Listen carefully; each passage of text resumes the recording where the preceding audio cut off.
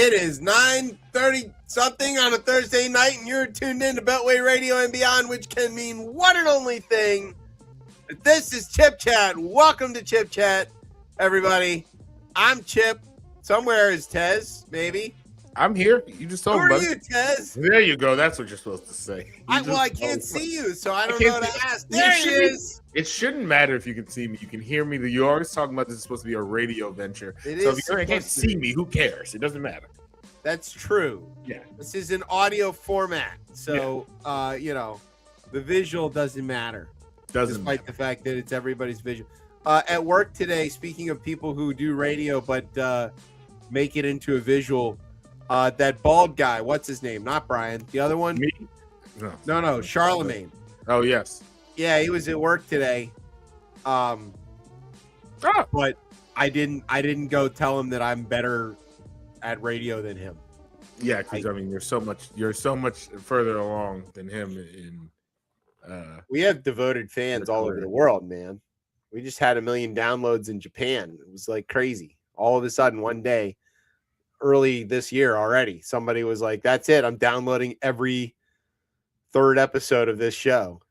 Okay. Going back to like those are the good ones. Every third 2016. Episode. Yeah. It was weird. This happens every now and then. Anyway, all right. Welcome to the show. Yeah. We have this is a special edition of Chip Chat, by the way. Yes. Because very rare. Very rare. I would rather not have a special edition one day. Well, yeah, me too. But they keep happening. Part of why this is special is because we're going to talk to Bo Wheeler of Arthur Wheeler Spirits Company. That is the good news part of good tonight. News of this, yes. Nothing else is good. That would make it special, and we could if we can end there after the interview, I think Brian would be happy, and everybody we could just say that's it. Yeah, I think everybody would be happier. But we have him here because, Lord knows we all need a drink right about now. God, so rough on a dry January for me. Yeah. I was reading through this today. I was like, Yeah. I saw the word tequila. I saw the word tequila and got Yeah. We only got a couple more weeks. You'll make only a couple more weeks. I'll bring the bottle. Yeah, right. Last time you and I had a bottle of whiskey was a great night. It was a great night.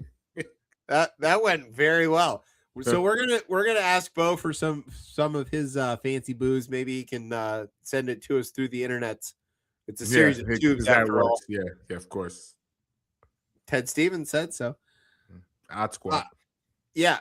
Okay. So also, Tez has to talk about the Fed. So we have a double Tez talk tonight, and Fed and our favorite AI. Hey, yeah. I'm gonna start finding sounds in the background. I don't know how that happens. It Is just that happens. you? It's I you. think so. It's it was a you. notification. It was I you. gotta turn those off. We're gonna figure that out. We're just gonna start. I don't know how to do any of that, and I'm certainly not gonna do it now. I'm gonna break my computer. No, don't do it now.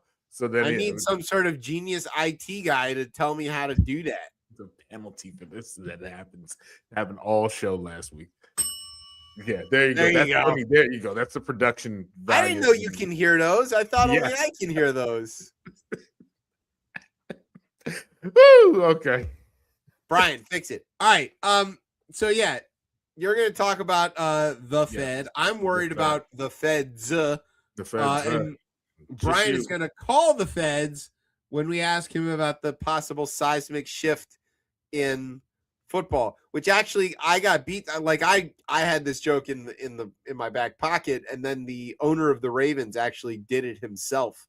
What's my man? Biscotti? No, that's a cookie. I think his name is like Jimmy Biscotti or Tony Piscino or something like that. It's not that. He's a very his suits are very very mob inspired. Yeah, he's like what you and Mike Tirico aspire to be. Exactly. Yeah. He is it. He's like his name is like Antonio Lasagna or something. I mean, it's like it's the most stereotypical thing you could imagine. In Baltimore, nonetheless. In Baltimore, yeah. And he's not a Pelosi. I'm shocked. No. What was it? Not Pelosi. It's a bar. What is it? God, what is it? Like I'm blanking on the father's name. Yeah. Is it a B? Is it, never mind. We'll get it somewhere. Or something like that. Something crazy. Okay, we'll get that at some point. We'll figure it out. But yeah, there you go. All right. So anyway, and of course, then we're gonna have headlines.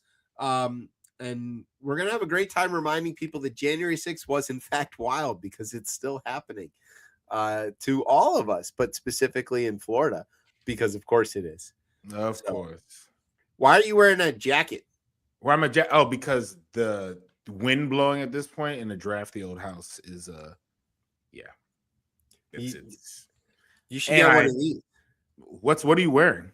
This is my Nobel Prize. They just give them out now. Did you hear about that? What they just give them out? Don't do that.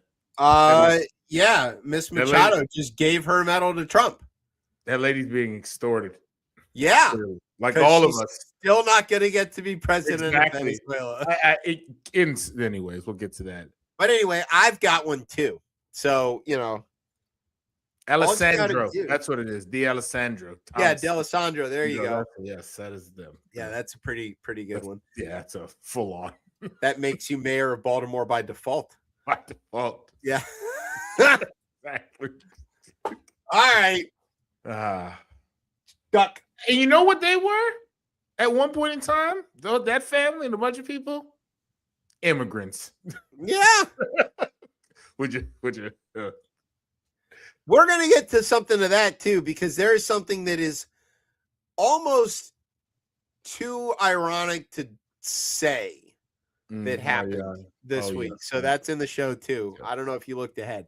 I read the show once. I got through it once. Oh, that's impressive. I read it once too when I wrote it. All right. So do you have a word? Oh God, actually, I didn't think through this, so this will be right off the top of the head. Do I have a word?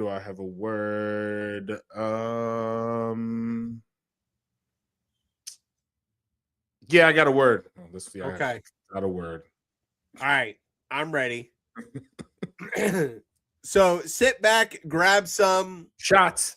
It's Nobel time. You're listening to the best show, the only show, Chip Chat on Beltway Radio and beyond. Sweeps.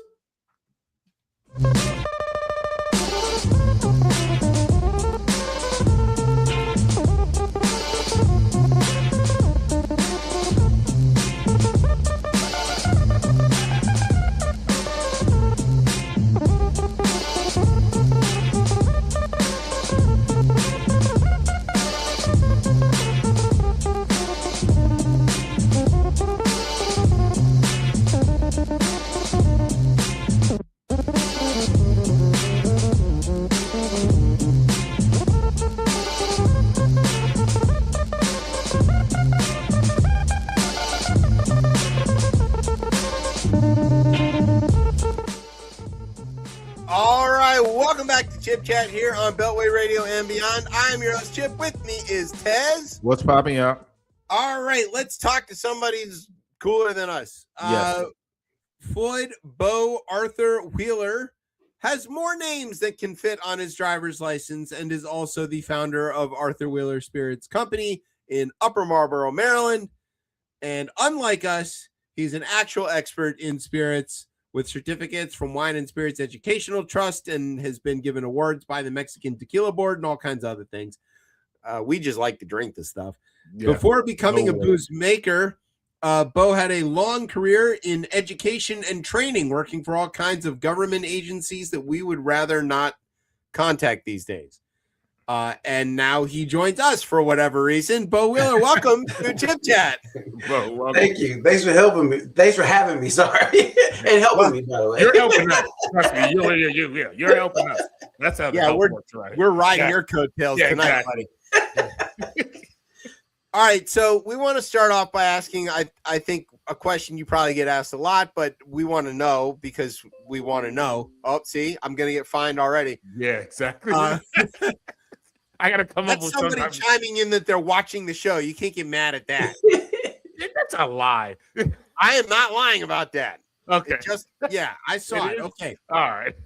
let's start off with that we are big fans of whiskey and really all kinds of other stuff. And so, what got you from hey, I like this to hey, I want to be an expert in this to hey, I want to make this stuff? Right. So I was the same way, right? I was a whiskey guy before I knew what a whiskey guy was. Like I was into bourbon. At college, a lot of my friends were like into like Cavassier and beer, and I was always a Makers and Ginger person. Like that was my go-to college, So I only had one because that's what Makers was kind of expensive back then when you were in college. That's what I stuck with. And then I was always into culinary stuff, like cooking and like playing around with flavors and stuff. So my dad bought me a small barrel for Christmas one year, just a little tiny one. And I started just playing around with blending whiskey in that barrel. That became like the go-to barrel because I always had stuff in my house. My friends and folks would always say, "Hey, what's in there? What does that taste like now?" And then 14 or 15, Whiskey Advocate published an article about barrel bourbon and Bardstown bourbon. And they talked about how they were purchasing barrels from other distilleries and blending their own label. And up until that point, I thought, you had to have a still in the woods or, in a barn, and you had to have your own thing. I didn't know that you could actually purchase barrels at large formats. So then down the rabbit hole, just trying to learn, like, how do you do it? Found out there was actually a distillers guild in Maryland, and distilleries had just been reauthorized in Maryland in 2014. And they formed a group that was helping people like open them. So got involved with them, Maryland Distillers Guild, went down to Moonshine University, got a couple certifications in Kentucky, which is a real thing. It's accredited university. And then interned at a distillery for a year, just working at night, Monday, Wednesday, and Friday, like 6 p.m. to like midnight, just learning, how to make the stuff. And like, that was like when I really realized I could actually do it. I saw what the guy I was working for, Blue Dyer, a guy named Ryan. Shout out to Ryan because he kind of took me on his wing for a year and some changes, showed me like everything that was involved in making spirits and the business side of it as well, like taxes, reporting, packaging, shipping, all of that stuff. Yeah, that's crazy. What a journey! God, yeah. That is a.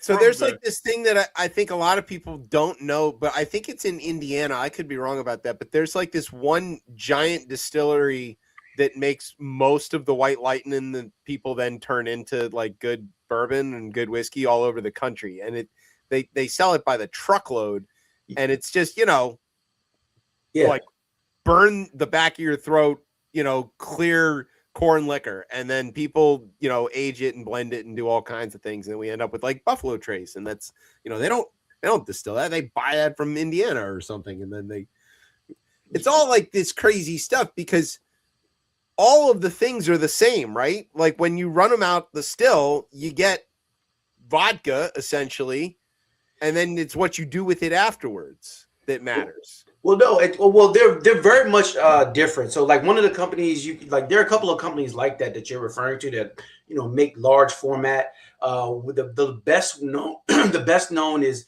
a company called MGP. They make a whole bunch of brands, and brands buy their barrels just like we do and blend them and put them in different formats, different bottles, and so on.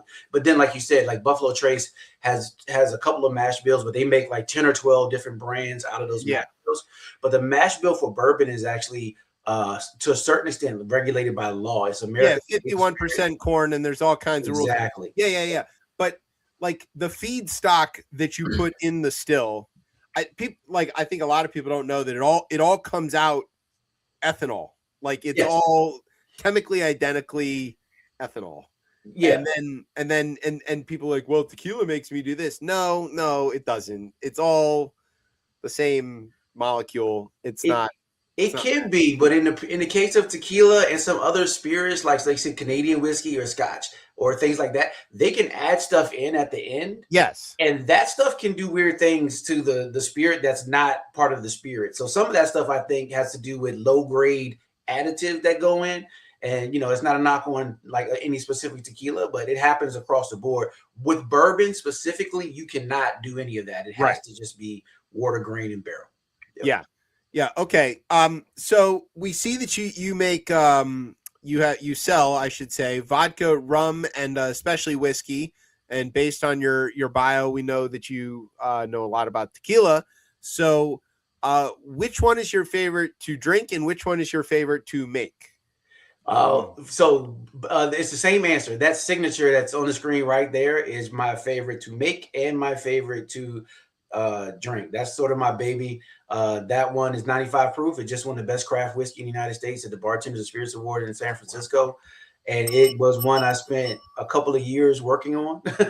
And it's like our perfect sort of moniker for our business, and that is a blend of whiskeys, and then it's sort of my finishing touches. I finish it with some oak staves at the very end to like get to the specific flavor profile that I'm attempting to get to every single time, and it comes out good every single time. So I have, this is weird, but I'm not going to say how I have jars of things, but I do. And one of the things that I know about whiskey, and we've had several people on here who are real experts, and I've asked some of them this question, so I'm going to ask it to you and see if you have see what you think. But one of the things I've learned is that a lot of the flavor, it comes from the barrel, right? And it specifically comes from the way that the whiskey sort of pushes into the pores of the wood and then gets squeezed back out of it through expansion, contraction, relative to temperature, right? Do I mostly have that right? Absolutely. Okay. So my theory was, if I have a jar, right, that's not going to expand or change in temperature or whatever. But if I put the bit of wood into the jar, then the whatever's in there will in fact go in and out of that wood in the same way, expanding and contracting. So I don't have to have a whole barrel. I just need a chunk of, say, charred oak, and could I achieve like a similar thing? Absolutely. And they sell kits like that online, sort of spirals of wood or balls or cubes of wood, and you can put them right into the bottle. Like you could buy cheap whiskey, young whiskey in the store, and add those to it, and then sort of let it age and taste it. It actually ages actually faster that way because you have more contact. That was my idea. Yeah. I thought that it would actually age faster, be almost like steeping like a sachet of herbs or something in there, the way that because it's pushing in and squeezing out like much more rapidly than you would get from, the surface area of the barrel is all you got, right? Whereas if you've got a chunk, right, with a lot of surface area, it's exposed more. So I don't know. So yes, this is going to work, and yes, I should try it. I say yes, you should try it. Now I can't guarantee it's going to be good, but I say definitely try it. All right, you heard it here first. We come up with some ChipChat whiskey. Yeah, it sounds like you're on the roll for that, right? Already, like it sounded like you're already doing something. Talk to me in 6 months. All right. Well, in June. Well, in June we'll. Yeah, when you're finally allowed. We're allowed to do the show in person again. Is that when I don't know. Or the show will be banned from being on.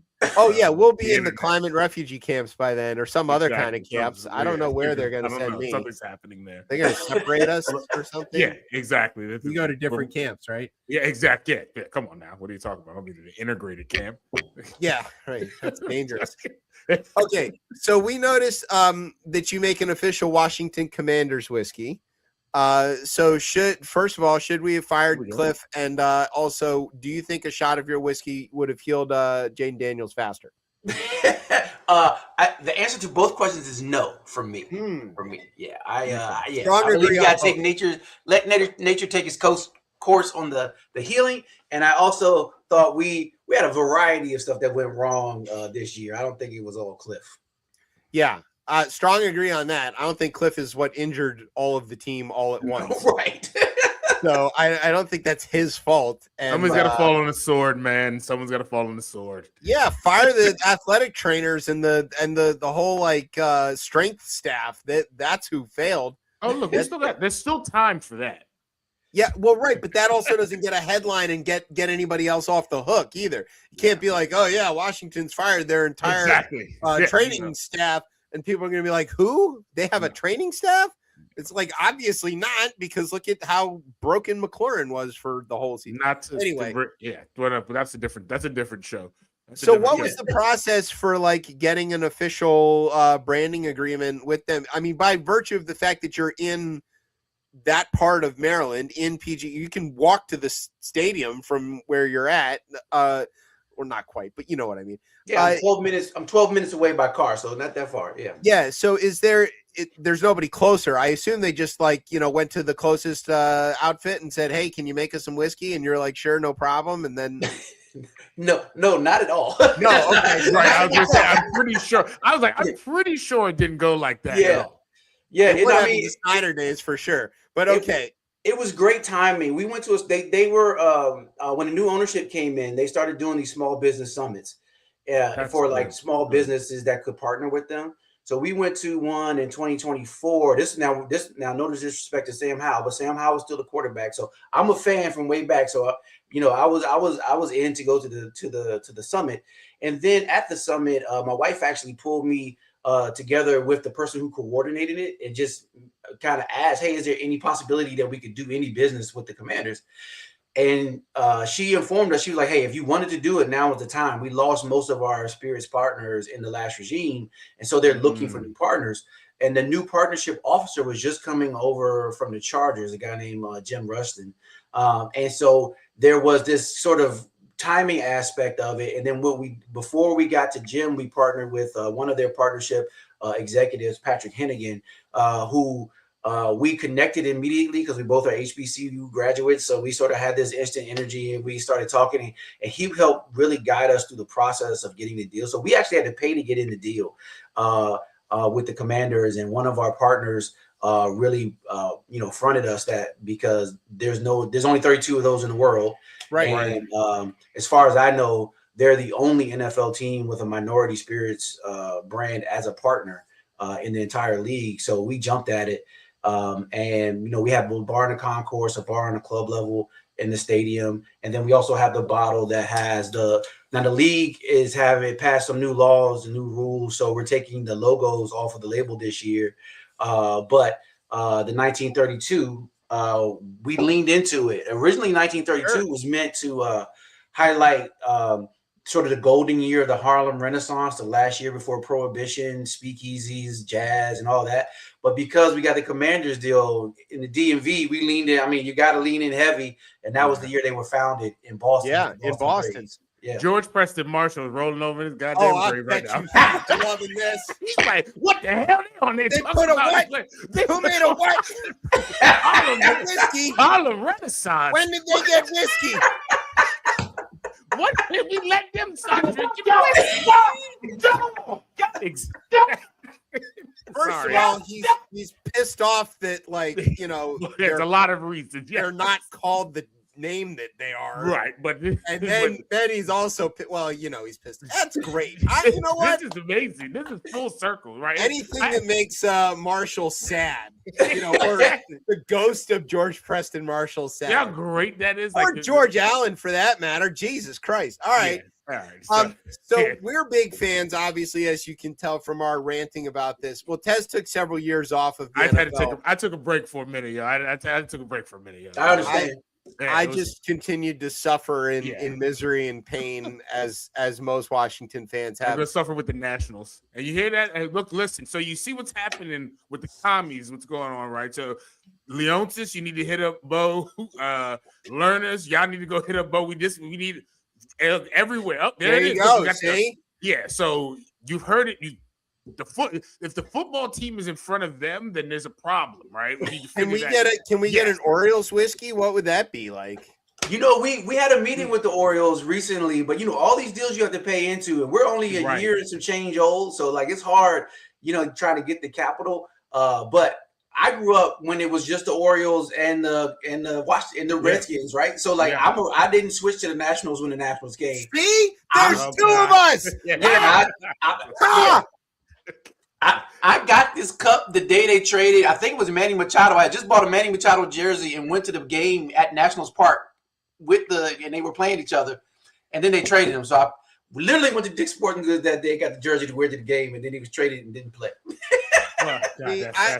I'm glad you said that, Bo, because I also grew up with the same deal, right? The Orioles was our baseball team. football team, you know, bullets and caps and all of that stuff. And I stayed. I just because the Expos live here now doesn't mean I'm going to root for them. Right. I don't even know how to say that's fine. I want you to French. First of all, and you know, I don't want to bring it to this, but living inside Washington, D.C. and not and going to Howard and knowing that was Griffin Stadium and there not being a team here for the time and having no issues with Baltimore. But that's Baltimore's team. It always has been Baltimore's team. What else are we going to watch? Them. And they play in a different league. So there's no issue. It's in a completely different league. I'm not like anti-Nats. I'm just saying I didn't become like. I root for all four because they're all in different divisions. The Ravens and the Commanders, the Nats and the Orioles. I root for them all. We can all, it's set up perfectly. But one question I had, I guess, around the business pieces, right? Paying into the deals. I guess I know you said like you had like help learning that piece, but what does that look like? Whether it's like from marketing, like do you do all that on your own? Like, is there like, because it feels like it's like just you, or maybe there's people behind you that is like also is helping you, but it feels like it's like a one-man operation for the most part. Yeah, I mean my biggest, best, and most like on board partner is my wife. Like she does, like she coordinated this in the email. You know what I mean? Like there you go. Look, there you go. Yeah, right. So and then I do have a business partners, but a lot of them are silent in that they don't actually working in the business. And then we have a couple, Jamel and Del Cherise. They're like partners who show up and like. You know, they're actually in the distillery. We have a cocktail room and tasting lounge, so they're working with us, going on tastings and those kind of things. So the marketing of it, and those kind of deals, you buy essentially rights to use the logo, right? And then what you do with it is kind of on you. Like you still have to go do most of the work, and you buy this package, and so we were able to use the logo. We did get a 30-second radio spot in the podcast. So during the game podcast, the end of the podcast, they give us a 30-second shout out as a commercial. And then we have some signage in the actual stadium. But then if you want the Commanders to show up, that's more money, like a alumni, right? Or if you want to, do something different, they're not like, I didn't even think to negotiate tickets into the deal because I assumed tickets would come with the deal, but they didn't. That's a good point. So even to go for us to advertise in the tailgate, I got to buy a tailgate ticket and walk around.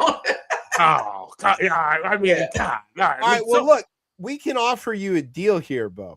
Oh God, here we go. Okay, if you wanna have a ChipChat branded spirit, which we will be, I don't like rum very much, but we'll be flexible on all the others.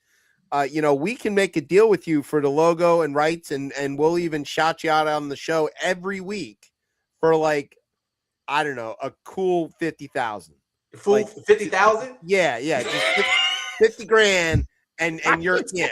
That's like we'll give you a deal because we like you. You're a nice guy. I was gonna say a deal. I was like, we do that for free.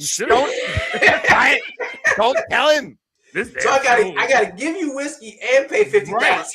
No, we'll buy the whiskey from you. We just need the 50 grand. The show started 5 minutes late. Yeah, what the hell is going on? You're ruining it.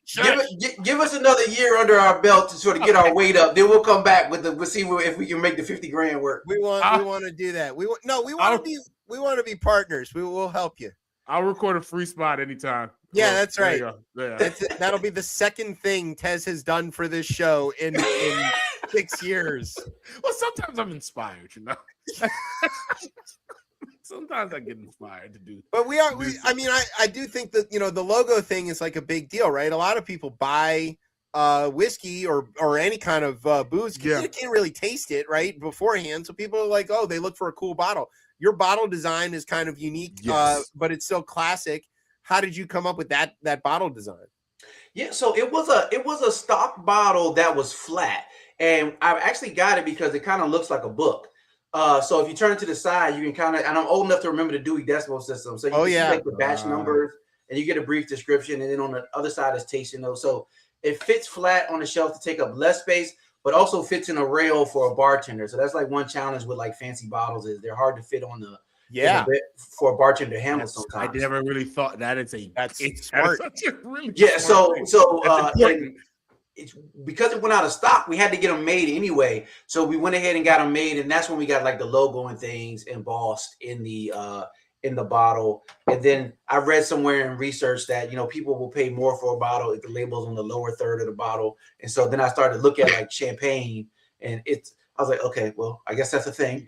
Yeah, that is as you say that now, and as I'm thinking of different bottles, you do see certain ones where the label is like that. Yeah, because it looks a little more authentic, a little more handmade, a little more, you know. Yeah, like and you can see more of the liquid in there, which is right. you know, enticing for the eye. So I mean, a lot of stuff went into it, and then we worked for probably a year and some change with like 2 different graphic design teams to actually pin down what the label was going to look like.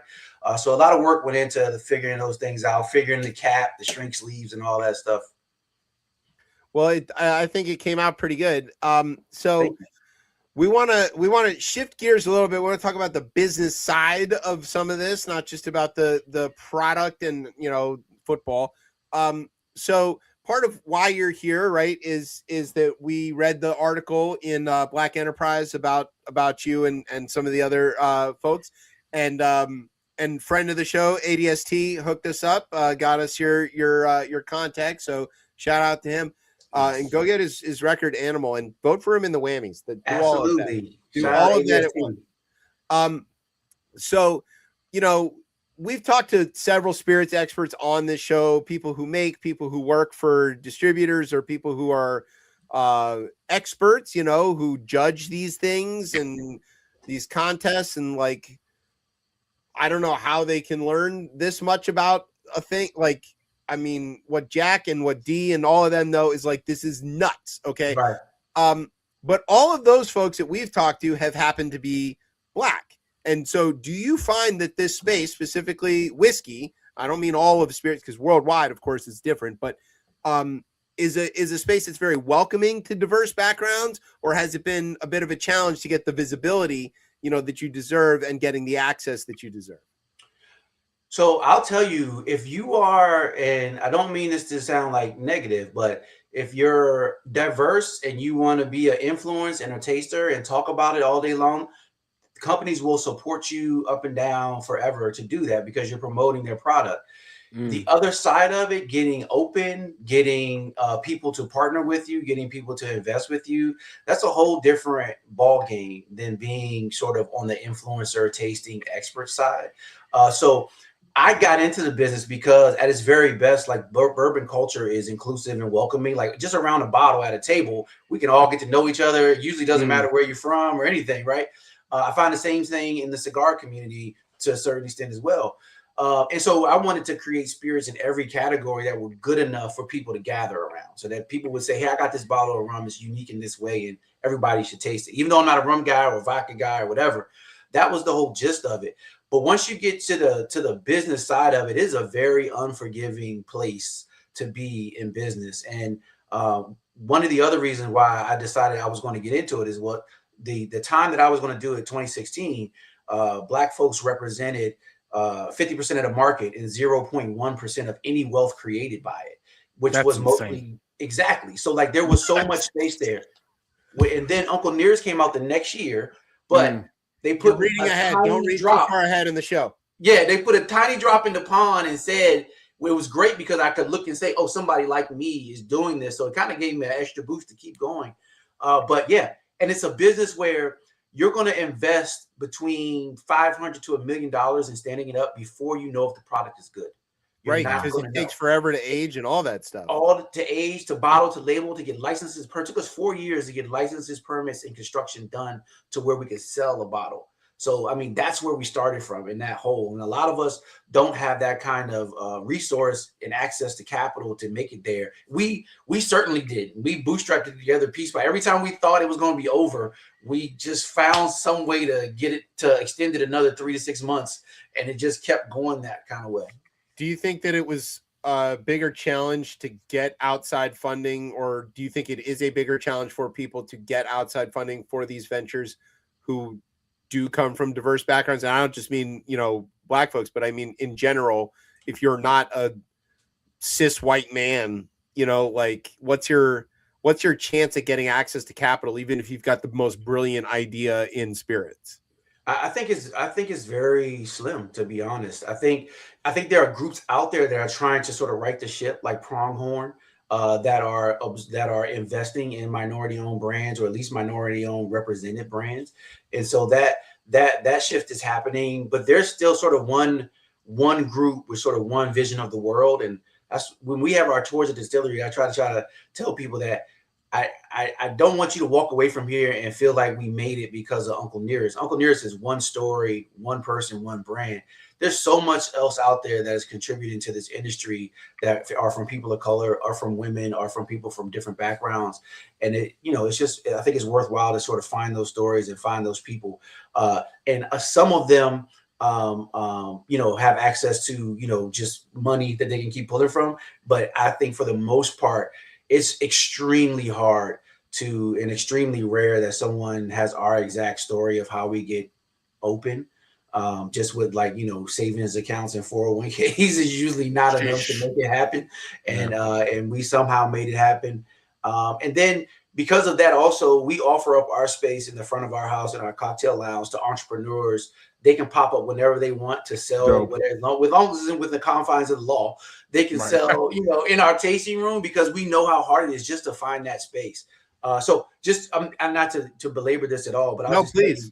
It took us almost 2 years to even get in a lease, because in the area we wanted to get in, you could only be industrial, and one property management group owned and managed all the property. So we got it's a fucking monopoly. It's a monopoly. That's insane. For almost $1 million to buy a facility based on our credit. We put up our own houses as leverage, and they wouldn't even sell to us because you're a quote unquote new business. I was like, but we're pre-approved. What difference does it make to you if we buy it? They still wouldn't sell to us because they had the right to do that. So we actually had to find a lady, Lori Bongiovanni. Actually, shout out to her. She was in business doing in a male-dominated industry, granite countertops, and she was getting out of that business. And she owned an industrial building, and she was the only one who would rent to us. And she did it because she identified with the same struggle that we were going through. So it really took someone else like us to help us. Well, that's even the point when you're talking about, right, where do you get capital from? When you look at whether it's coming from ventures or anything, if you look at the people who are in those rooms, right, they don't look like us. And what they do is they go and invest in everybody who looks like them. And it's almost like you almost need to have the same thing that's happening, right? Or hopefully starting to happen with the bourbon industry, where we're able to penetrate those areas, which is obviously easier said than done, so that when you look and say, oh, that business is something that I can connect with, when you have more Black folks, more people of color inside areas of capital. But damn, that's a hell of a story. Jesus Christ. I think I want to ask, this is maybe I'm stretching a little bit here, but the ethos of whiskey in general, if you think about its history in both in Ireland or in Appalachia or it is very working class, isn't it? Yes. And it often is being done by people who have another job, right? Full-time job. They're doing it, on the side, and they're pouring their heart and soul into it. It is a working class sort of thing. Yeah. Not like champagne, or not like, this highfalutin stuff, but like that whiskey itself is a working class product. It's a working class drink. It's what the working man drinks when he gets home. It's all of those things. Do you think that the struggle in producing or getting the funding or getting the, does that inform the end product in a way that makes it maybe better? You make such a great point in that this whiskey was started by folks who were trying to get to stretch the profit from their crops that they couldn't, that would go bad. Got extra corn. What are you going to do? Wheat would go bad. Eventually, the way to protect it, distill it, and then you could sell it, right. And keep selling it and keep making money from it. You could store it for a long time. Exactly. It was never like a vineyard where you had, hundreds of acres and you were, doing vintages and sitting it down for, however long. It was really a farmer's market, for lack of a better word, yeah. And it was working class people. And I think to a certain extent, yes, especially like from our perspective, like our highest price bottle is $99 because, and that's like our cash strength, which is not, there's no water added, it's straight out the barrel. But it's because one of the things that irritated me in the market was we have moved to this weird elitist bourbon place where I'm paying $200 a bottle for a single barrel that no one has ever tasted, right? And so I'm paying $200 a bottle, and I don't know if it's good or not. And a lot of times it's not. And then I'm pissed off because I've drank this much, and now I'm making cocktails with a $200 bottle, because I don't want to drink it neat or straight anymore. And so and people come to me all the time like, oh, do you do barrel picks? Do you do single barrels? And first of all, single barrel doesn't really mean anything. It's like a jargon term. But if you getting it from one barrel, no, I don't do that, because we blend everything because I'm looking to make a flavor profile that is good, at least from my palate, and that consistent approach. Right, blending gives you consistency, doesn't it? Exactly. Love or hate Jack Daniels, they make the same 5 million bottles of bourbon every single time. Every single time, it never tastes different. You know what I mean? So consistency is where the craft comes in. You move away from the art of making whiskey and bourbon to the craft of, can you make the same consistent flavor profile over and over? Which is really hard to do because the barrels all age differently and they all have different profile, so you have to like find a way to offset. Oh, this is a little too oaky, this is a little too sour, whatever, and you have to find a way to offset it without really adding anything and without even really damage. You just got to do it out of the pieces that you got. Absolutely. It doesn't get more working class than that. Absolutely. If you come to the distillery, sometimes I do too many, but I'm tasting barrels as they come through the door, and then I'm kind of partitioning them off to exactly your point, to the flavor profiles that I'm getting from them, and then we blend them together a little bit. And then I take, 5 gallon samples from like exemplar barrels that I'm trying to like make sure I can recreate, and I set them aside just so we can go back to them over the months and years and say, okay, that's the flavor I was trying to get to, because it changes. Right. Yeah. That's that. All right. Well, then that helps me. So now I have, this is maybe another indelicate question, but do you have a comment, since you brought up Uncle Nearest, on Fawn Weaver and all of the troubles that they're kind of going through right now? Not necessarily. I mean, I will always respect Fawn and Uncle Nearest for what they did in the industry. Like, I mean, they completely changed the game, for representation and for being in a place where I could see someone like myself who was in the business. So, I think the challenges that they're going through may have been avoidable challenges. I'll say that, and I really and truly hope that they recover, and that they bring back, that they come back to market even stronger, having gone through the challenges. I know I've seen online like different things pop up with experiences and things like that, but I think all that stuff always happens when people start to see a chink in the armor, and they kind of want to, they see a chink in the armor and they want to attack. I'm not going to do that. I just respect, everything that they've done, everything that they built. And I hope they right the ship and get it back together. Me too, because it's delicious stuff, and I would like to be able to buy more of it and enjoy it. Yeah. Okay. We want to ask you another question. This one's a little bit different. We want to see, are you ready to play a game that we call Florida or Nah? Okay. Yes. Brian, where's the sound effect? Brian.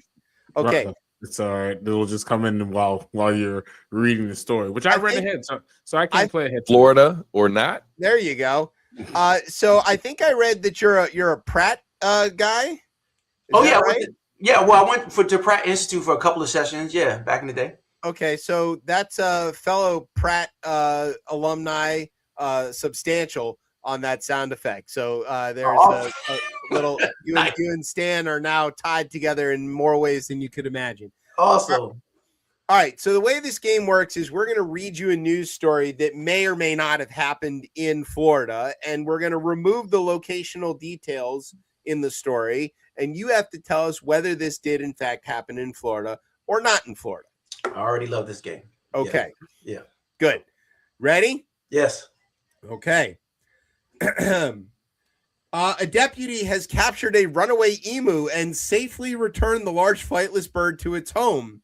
County deputy responded last Friday to a rural area west of the town that this happened in, following reports of the bird's escape, the sheriff's office said on a Facebook post.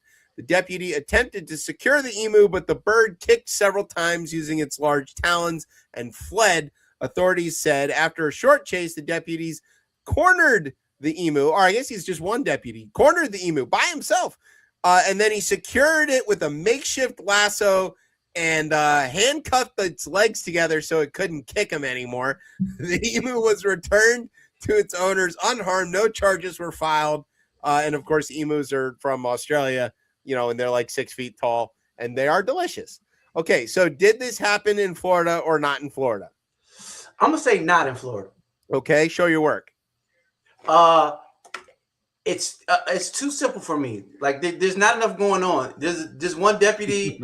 He's chasing the emu. Now he got a little Florida at the end where he handcuffed the legs together. I started to turn, but I'm gonna say not Florida. All right, the final answer. Final answer. Okay, it was in Florida.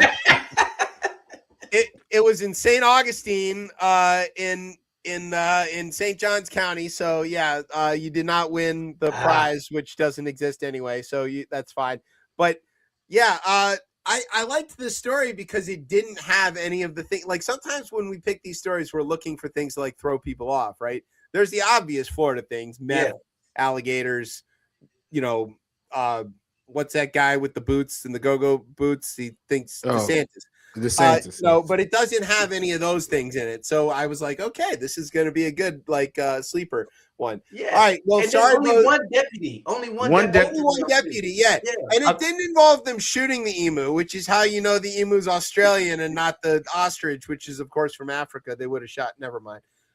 They also the only thing that does kind of give it police posting on Facebook feels very Florida. That's the one that, the Facebook update on that. But I guess that would be the form of communication for people. That's the blotter these days, man. They don't have a newspaper anymore. They killed all. I thought this was a Liberty Mutual commercial, to be honest. Right? Yeah, it was. Remember where he's running on the field? It feels like a Liberty Mutual commercial. Yeah, exactly. For the record, I don't think emus need pants. I do think that was I think that commercial may have gone a little too far. All right. So Bo, where can people get in touch? Where can people get the products? Where can they visit you? All of that good stuff. Absolutely. So www.awsco.co, which is the short version, or just arthurwheeler.com. That will take you to our online store. We ship to 45 states right now, so you can buy everything, and our full lineup is available on the website. We're in about 137 locations in the DC, Maryland. We just got into Virginia, into 100 stores in Virginia, but we don't know the ABC stores. Yes, thank you. That's good. So you can, but they just picked up the 1932, so only this bottle in Virginia stores. That's the one I want. So I know what my weekend's gonna be. On our website, you can also go and find all the places that we're located there. And then our distillery and our tasting room is located in Upper Marlboro, Maryland. So about 20 minutes either from DC or Annapolis. And we have a full scratch cocktail bar, meaning we don't buy liqueurs, we don't buy cutters or anything like that. We make everything in-house. So you'll see us in there, serve every now and then, cooking up ginger syrup or hibiscus tea or something like that to go into our cocktails. And we have a tour on Saturdays at 2:00, and we're open Wednesday through Sunday. So Wednesday through Friday, 4 to 9. Saturday we open at 12, and Sunday we open at 12. Look at that. It sounds like a great way to spend a weekend. Yeah, field trip. That's right. Can we do a show? Can we do a show from the tasting room? Absolutely. And we have a couple of different areas you can do a show from. So you can do 3 different shows. Right. There we go. Well, I mean, we barely do this once. I don't know. Right. Brian, pack up the gear. Exactly. And we'll be there. All right. Yeah, no, we'll take you up on that. We're going to definitely, we'll get in touch and try to schedule that. Maybe when it's not quite so cold out, but when we'll. Yeah, I'm gonna go find this in the next time I'm in the Commie Stadium. I'm gonna go find it. Yeah. We're 110 on the concourse and 303 on the club level, and we also have heat, so you don't have to wait till it gets warm. No, I know, but I don't want to have to go outside. He's like, we ain't down that bad. It's not in a bar. It's where I'm at right now. I don't have. You're in a jacket. I don't want you. Exactly. Pez is from like warm places. Yeah, you know, exactly. It is warm. It's most people be like, it is warm in here. It's just not warm enough for me. He's Jamaican, like they don't do cold. I know that. This is terrible outside. Yeah. It's 85 where he is right now, Bo. He's just wearing that jacket. If I go show you my thermostat right now, it is 85. I will take a picture for you and put it. Don't tell an HVAC professional who also happens to be a dad that you are wasting heat. Not wasting wearing heat. A jacket. The heat is going to draft you where I'm at. And you're I would straight up melt if it was 85 degrees. Yeah, you're making me twitch, dude. This is my father. This is from my Cuban father who would have it at 90 when I was a child. It would be like at 90 on radiators, gas radiators. And that was insane. So maybe I'm just as a trauma. Maybe this is just a trauma that I'm reliving. Trauma experience that you're doing. Oh my God. All right. So, Bo, your choices are you can go because it's a school night, or you can hang out with us while we say a bunch of crazy stuff about the news. It's up to you. I'll hang out for sure. Okay. Look, there you go. I usually give people the out. Usually give people the out. I'm the one to be like, hey, look, man. Let's do it. Let's do it. So here's what we're going to do. We're going to take a break. When we come back, we're going to do the headlines. And in the meantime, Bo, I'm going to send you the show so you can read some of these headlines too and possibly ruin your whole career. It'll be great. Awesome. Yeah. All right. Yeah. We're going to take a break. We'll be right back. You're listening to Chip Chat on Beltway Radio and beyond. Sweeps.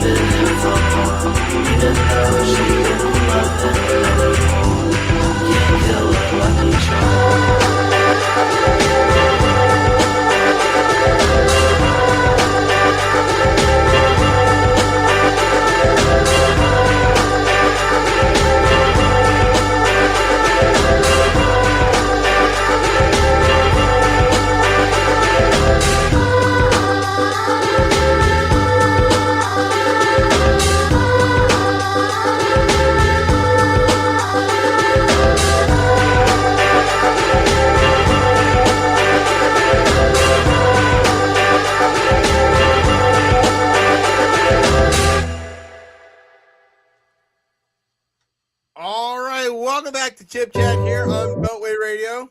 Maybe. I don't know. That sounded like the end of the song.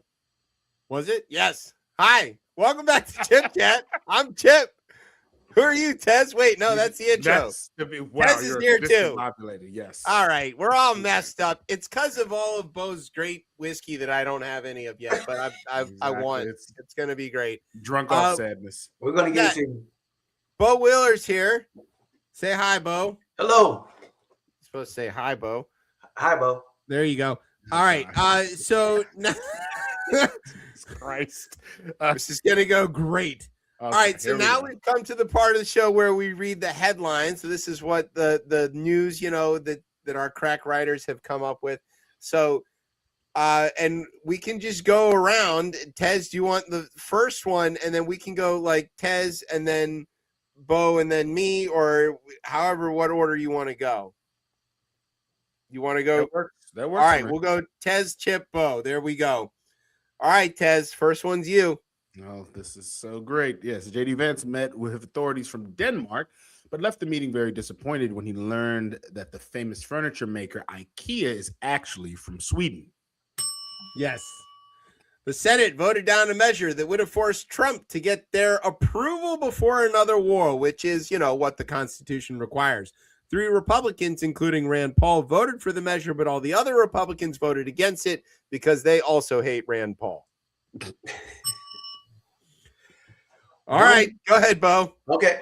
One Senate Republican, Josh Hawley of Missouri, voted against giving himself any real power after Trump reminded Hawley that Josh had run away like a little bitch on January 6th. Yes. That did happen. That's true. That is true. I saw the video. Oh, this is great here. Yeah. Grok got in trouble again this week. I wonder what for. For helping pedophiles generate images of underage people without clothing. Elon announced he has fixed the problem by making that feature only available to paying members. And that's true. We didn't write that one. That's a thing that is real and happened. Because, yeah, way to go, Elon. The DOJ is still not releasing millions of files related to Jeffrey Epstein. Pam Bondi, Attorney General, said that's just because the files hadn't aged enough yet. Oh, God. Jesus Christ. Yeah. ICE agents in Minnesota slipped and fell on the ice, marking the first ice-on-ice attack of the season. I saw a montage of that. Yeah. It's pretty good. Good Set it to the Benny Hill music, and it's even better. All right, speaking of ice, ice on ice sounds like the kind of show you take someone to if you hate them. Yeah. Or want them dead. Yeah. Oh. ICE is currently so unpopular, Disney had to change the name of their popular franchise to Sisters Who Love Each Other in Warmer Weather.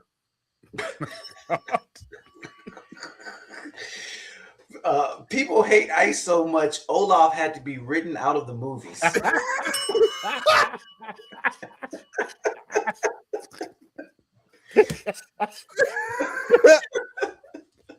Yes. that one's funny. That's a good one. That's a good one. That's a good one. Oh, let me play that. That one actually got me. I didn't get. I must have skipped that one. I was reading through these. Oh God, a polar vortex is heading for the United States, but even it stopped because it didn't want to be associated with ice. Oh God. Oh man, Kristi Noem reportedly has been forced to stay in Coast Guard housing at Bolling Air Force Base. So if you smell something awful around that part of the town, it's Kristi Noem. It's a very DC joke.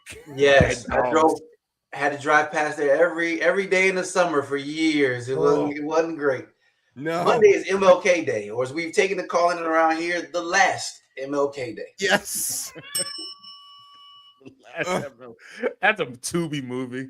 That's rough. The last MLK Day. The last MLK Day. It's a Tubi movie? Is that what you said? Oh yeah.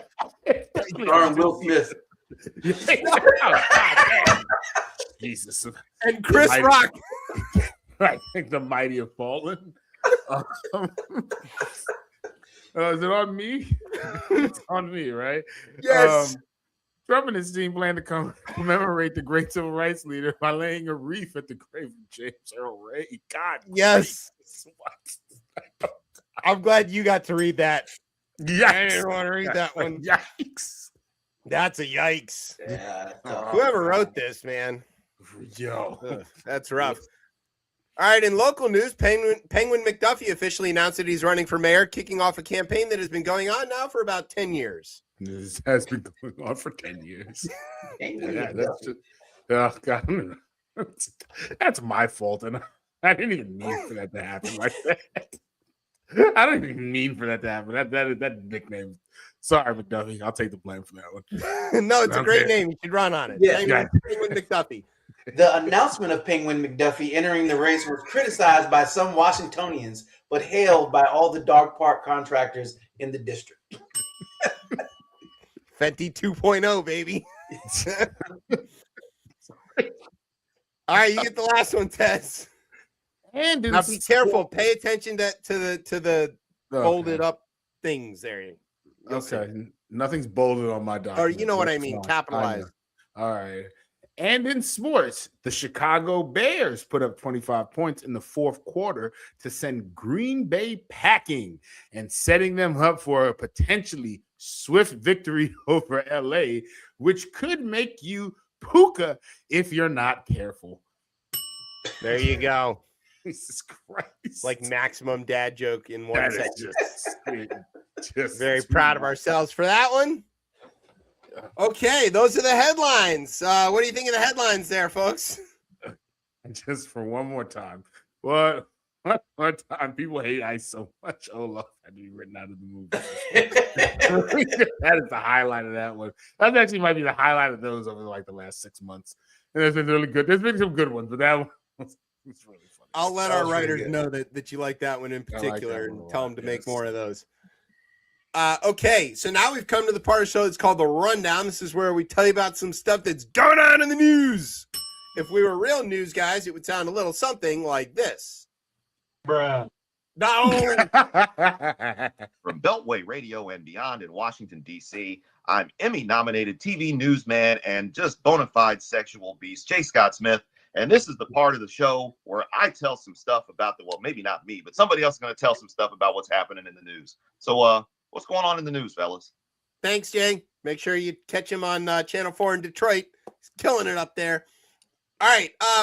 So this one's funny-ish. It's not even like the most ridiculous thing that just okay. You know how, like, if you look on Wikipedia and you see, like, you know, you punch in like a famous person and it shows like right under them, like, you know, why you might know who they are, and it says like, you know, shortstop for the, you know, whatever, and it says that, right? So somebody made a meme or a doctored up image of Trump, and right under it said acting president of Venezuela, which is insane. And then, because of course he did, he retweets this all over the fucking place and like, haha, look at this. And like, that was before he extorted Machado for her medal and like made her come to, she was here today, made her come here and then was like, give me your medal. And she was like, okay. And she goes, can I go be president of Venezuela now? And he goes, psych. And then he's like, ICE, take her away. Like, what? Made himself acting president of Venezuela. It's so juvenile, man. It's so like, I don't even know. We're running out of words, but like this is just getting worse. If you can even say that, I don't know. Is it worse? Which part? What do we pick? What part of it you want to talk about? It's what water hose of stupid? It's too much stupid. I can't process this much stupid. I mean, it's clear. I mean, with like the through line for every story tonight will be there's limited time left. Right, there are 10 months before, and again, I know there's a lot of we'll go back and forth. Guess what he said today? I know what he said. Guess what he said today? What he said, but what did he say, Tez? No, you go ahead and tell him what he said. He said we're not going to have an election. He says I'm not going to do well in the election, so we shouldn't have an election. And who on this show has been saying that this is gonna happen? The elections are run by the states. They're gonna happen no matter what. How they're going, the elections will happen. Now, them being seated afterwards, that's a different story. And you know what? We'll march down Constitution when that time comes. But yeah, that's been working out really well so far. Yeah, exactly. It's a big party. Celebration for all the Tories. Cousin Enrique. Yeah. It's not. No. Yeah. I don't know. Are there enough of us? Yeah. Yes. The Capitol Police didn't shoot at them for one reason, but they're going to shoot at the other people for the other reason. No, I mean, it's clear that everyone in the administration knows what time it is. And yeah, the end question will be when this flips in the midterms, like what happens when, they go ahead and Congress actually starts to be Congress again, right? And they hold the executive branch accountable. What will they answer the subpoenas? Probably not. No, they'll just defy it, and they'll be like, "You and so it's like, and we'll keep eroding away at and maybe again there'll be something at the end of this that we can salvage, or maybe it's a sandcastle and you just kick the shit over with, and maybe we'll build a new one. But yeah, it worked on the East Wing. Yeah, that's true. Yeah. Do you think that future Speaker Jeffries, will eventually lose patience once they stop, they stonewall every subpoena and he just goes full Brooklyn on them, or what do you think is going to happen there? I mean, I don't. Even when it flips, is the Congress going to be strong enough to? I don't know. They don't have a mechanism that's going to force anybody to come in. And once you start once you erode all these formalities and all this stuff is gentleman handshakes shit, it can be gone forever. And hopefully that's not the case. I know you think that's the case, but yeah, it's once it's going to be. I just don't think it's so. We're in such an unknown place. Like the earlier story, that the Senate would just abdicate its authority to justify, what is constitutionally supposed to justify. I just think this is such a weird, just unexpected place for us to be in. I think to a certain extent, even the people who do this for a living, like Jeffries and the folks on the Hill, are still trying to figure out what what are we going to do? Because you're just in unprecedented territory. It's going to be just completely fascinating to see how it all unfolds. And fascinating might not be the best word. Yeah, I was going to say fascinating is not the word. Terrifying, maybe. It is fascinating. But it's not fascinating because we're living in it, and this is real people's lives. It's not a nightmare, but it is fascinating because, like I say all the time, these are white people rules for white people at the start of all of this, right? And the base level of that shit, the white people are like, nah, we're not doing these rules that other old white people made a long time ago. Now, granted, Black folk and women and other folks have now forced the law to change over time. And then what happened? They said too much democracy is clearly what it is. The idea that they're using the 14th Amendment to undo civil rights is crazy. Is the thing that is so completely on its head. And to Bo's point, that early on, the administration basically took advantage of the fact that they were doing so much crazy shit so fast that nobody knew how to react to it. And they just did all the things. Yesterday, 2 days ago, whatever, all the funding for SAMHSA stopped. $2 billion in funding for addiction treatment and mental health was just gone. And then people woke up and they were like, hey, where's all this money? And they called their congressman and they were like, hey, did you cut off this money? And they're like, no, we definitely. And both parties called up back to the White House and they were like, hey man, where's SAMHSA? And they're like, SAMHSA.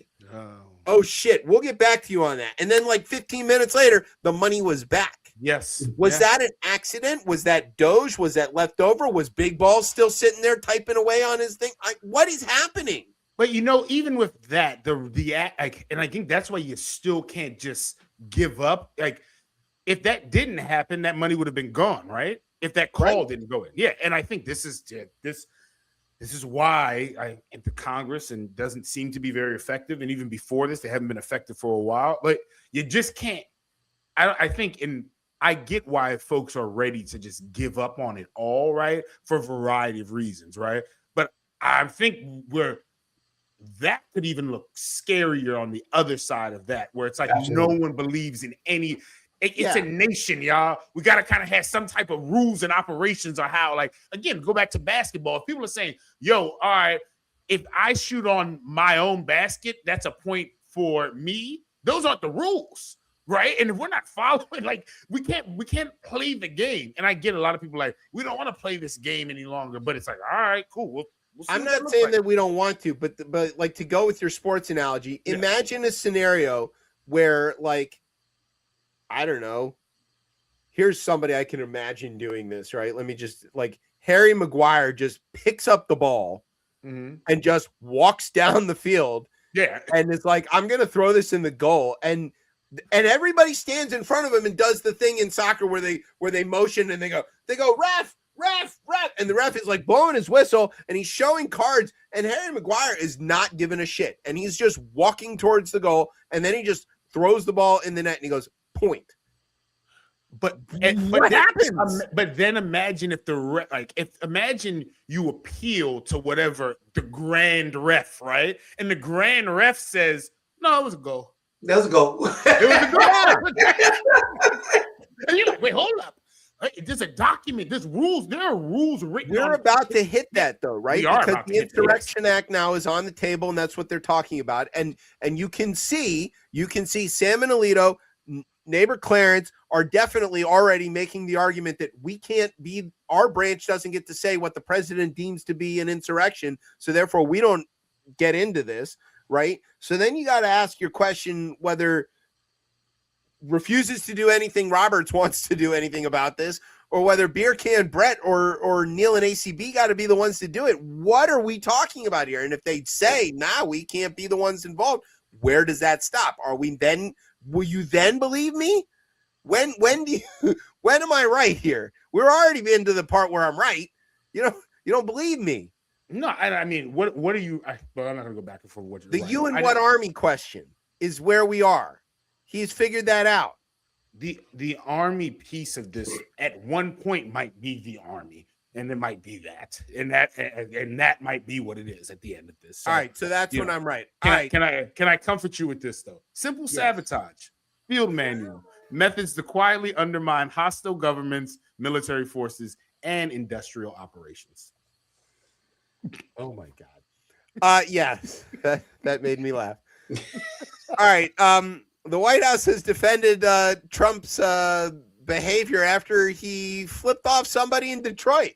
Oh yeah, That's crazy. At a Ford plant. Now look, unhinged. I mean, let me take up for my my good friends from Detroit, and as a Michigan guy and all of this, and Jay's probably listening. And that's a risky thing. That caption is great. Yeah, inaudible pedophile protector. That caption is great. We didn't quite hear what he said, but we know what he said. I just watch his hand. He's like, you're an asshole. Fuck you. Yeah, that's what he said. And he flipped him off. You know why he did that? Because he has a secret service. You realize you're in Detroit and you're like out here picking a fight in a plant with a UAW member. You may as well be dead. I mean, you're gonna end up under a 50-yard line somewhere. What are you doing, guy? That's a bad move. It is bad move. You know the one thing I will say about that, and if you want to look at and people were like, oh, this is too much optimism. That might be the beauty of this country. That alone itself. And granted, in 10 months from now, maybe you can't do that and they come and snatch you up, and they're snatching people up for a lot less. But yeah, the fact that you could go ahead and give the fucking president fucking middle finger, and now granted, the private sector, because as I understand it, Ford let this individual go. There's more details about it. First of all, wordsmith that he is, Steve Chung had something to say about it. He said, quote, a lunatic was wildly screaming expletives in a complete fit of rage, and the president gave an appropriate and unambiguous response. What a fucking tool. All right. He's been one. His quotes have been insane. Yeah, Steve Chung is incredible. Yeah. All right, so yeah, he was suspended, right? But the UAW is involved. They're going to defend him, and then a GoFundMe page popped up. Raised $700,000. It's probably more from 27,000 donors. Wow, that's so awesome. Bo, if you want to fund your next project, what you got to do is flip off Trump, get suspended. And then everybody will be like coming up with some cash. Yeah, my company is heavily regulated by the time that all that goes out the window immediately. Like this person, this GoFundMe is going to get audited by the IRS 100%. Oh yeah. I don't know how though. They fired all those guys. There's nobody there to do the audits. No, the retribution committee is still there. They're still there. So a guy, the guy who did it, right? He talked to the Post and he said he had no regrets about what he did, which is good. He looks like a winner. He looks like the kind of guy I'd share a bottle with. Oh, that's the guy. Yeah, that's the guy. TJ, he's man. He's going to end up running for Congress. Yeah, well, we're going to get. Don't read ahead. That's in the show. That's a different person. That's the other way. But I mean, to your point, yes, it's good that we live in a country where you can express that if you want to. And that's and crazy, all that. Right? I mean, because there are places like, I mean, I think that as Americans, you do that somewhere else, they might snatch your ass up. You can't even do that in places that we think you could do that. You can't do that in England. Like you can't. Yeah. There isn't free speech in England. Right. Exactly. Okay, so like, maybe you could get away with it in Canada, but then like in Canada, you'd be like, "Hey, fuck you, buddy," and then the prime minister would be like, "Oh, fuck you too, buddy," and then they're like, "All right, let's go have a blue," and then they're all fine. And anyway, everybody's a buddy. They're sorry, eh? So this is the one that we're gonna tell this story briefly, and then I hope Brian has the video to go to the break with, because I don't think I can describe this well enough to do it justice. And I do want to say that like every late night comedian has already taken their shot at this, the same joke. They all write itself.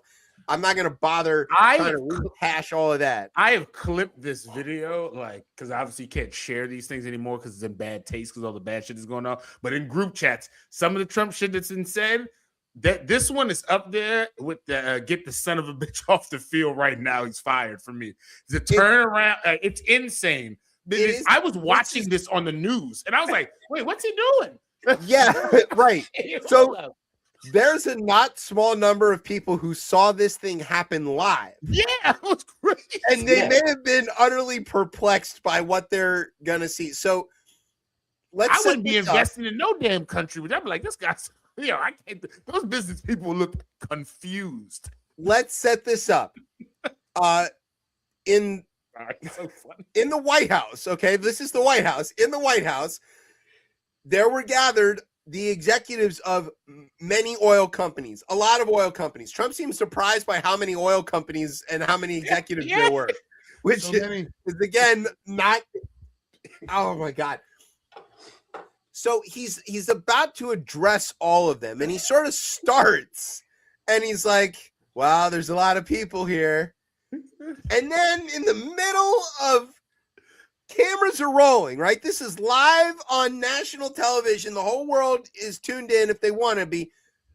He just like stops and gets up to wander over to the window, to the glass doors, to point at a thing that isn't there and wistfully discuss how great it is or is gonna be. And then he just comes right back and sits down and then continues on with some other ramble that's not related to the meeting of like 150 people in that room. Can I just say before you roll it that I was watching this live, but we canceled cable. So I'm watching it on like the Samsung TV thing, which you can't rewind. So when it happened, I was like, wait, what I just thought I missed something completely. And it wasn't until later that evening when people started talking about it that I could finally understand, okay, everybody saw that. It wasn't just a glitch. I thought we just skipped ahead in the broadcast. We are clearly in a glitch in something. It is a glitch. I don't know what the glitch is. I mean, a glitch. Okay, another kinder way maybe to put this is that an old man got a little confused while he was addressing a bunch of people, and he needed a minute. That. We're not being kind. We're not being kind to these old men. Fuck that, man. We was mean as shit to the last old man. We're gonna be mean as shit to this old man too. Fuck that. Let me also then say that that's not in this clip, but then a little later, Lil Marco hands him a note to get him back on track, and it says, "Go back to Chevron." And instead of looking at the note and discreetly pivoting, he just reads the note out loud, and he goes, "It says go back to Chevron. Chevron, did you have a question?" And they go, "Sorry, was that for us? Do we? No, we're good." And then he turns back to Lil Marco. He goes, "No, they're fine. What? I want to go back to the ballroom." Producing radio. You say something into his ear and he just says it out loud. All right, we're moving on to the next segment. You're like, wait, hold on. Why did you just say that shit on the radio? Why did you say that shit on the radio? Yeah, exactly. You're like, hold on. It's the Ron Burgundy sort of thing where just read whatever you hand him. Nightmare. This is great. This is, again, we're laughing at this. This is scary. This is insane. This guy's got his finger on the button, just to be very clear. He talks about that often. Fortunately, that button just summons Diet Cokes. So, yes, that button, yeah. Okay.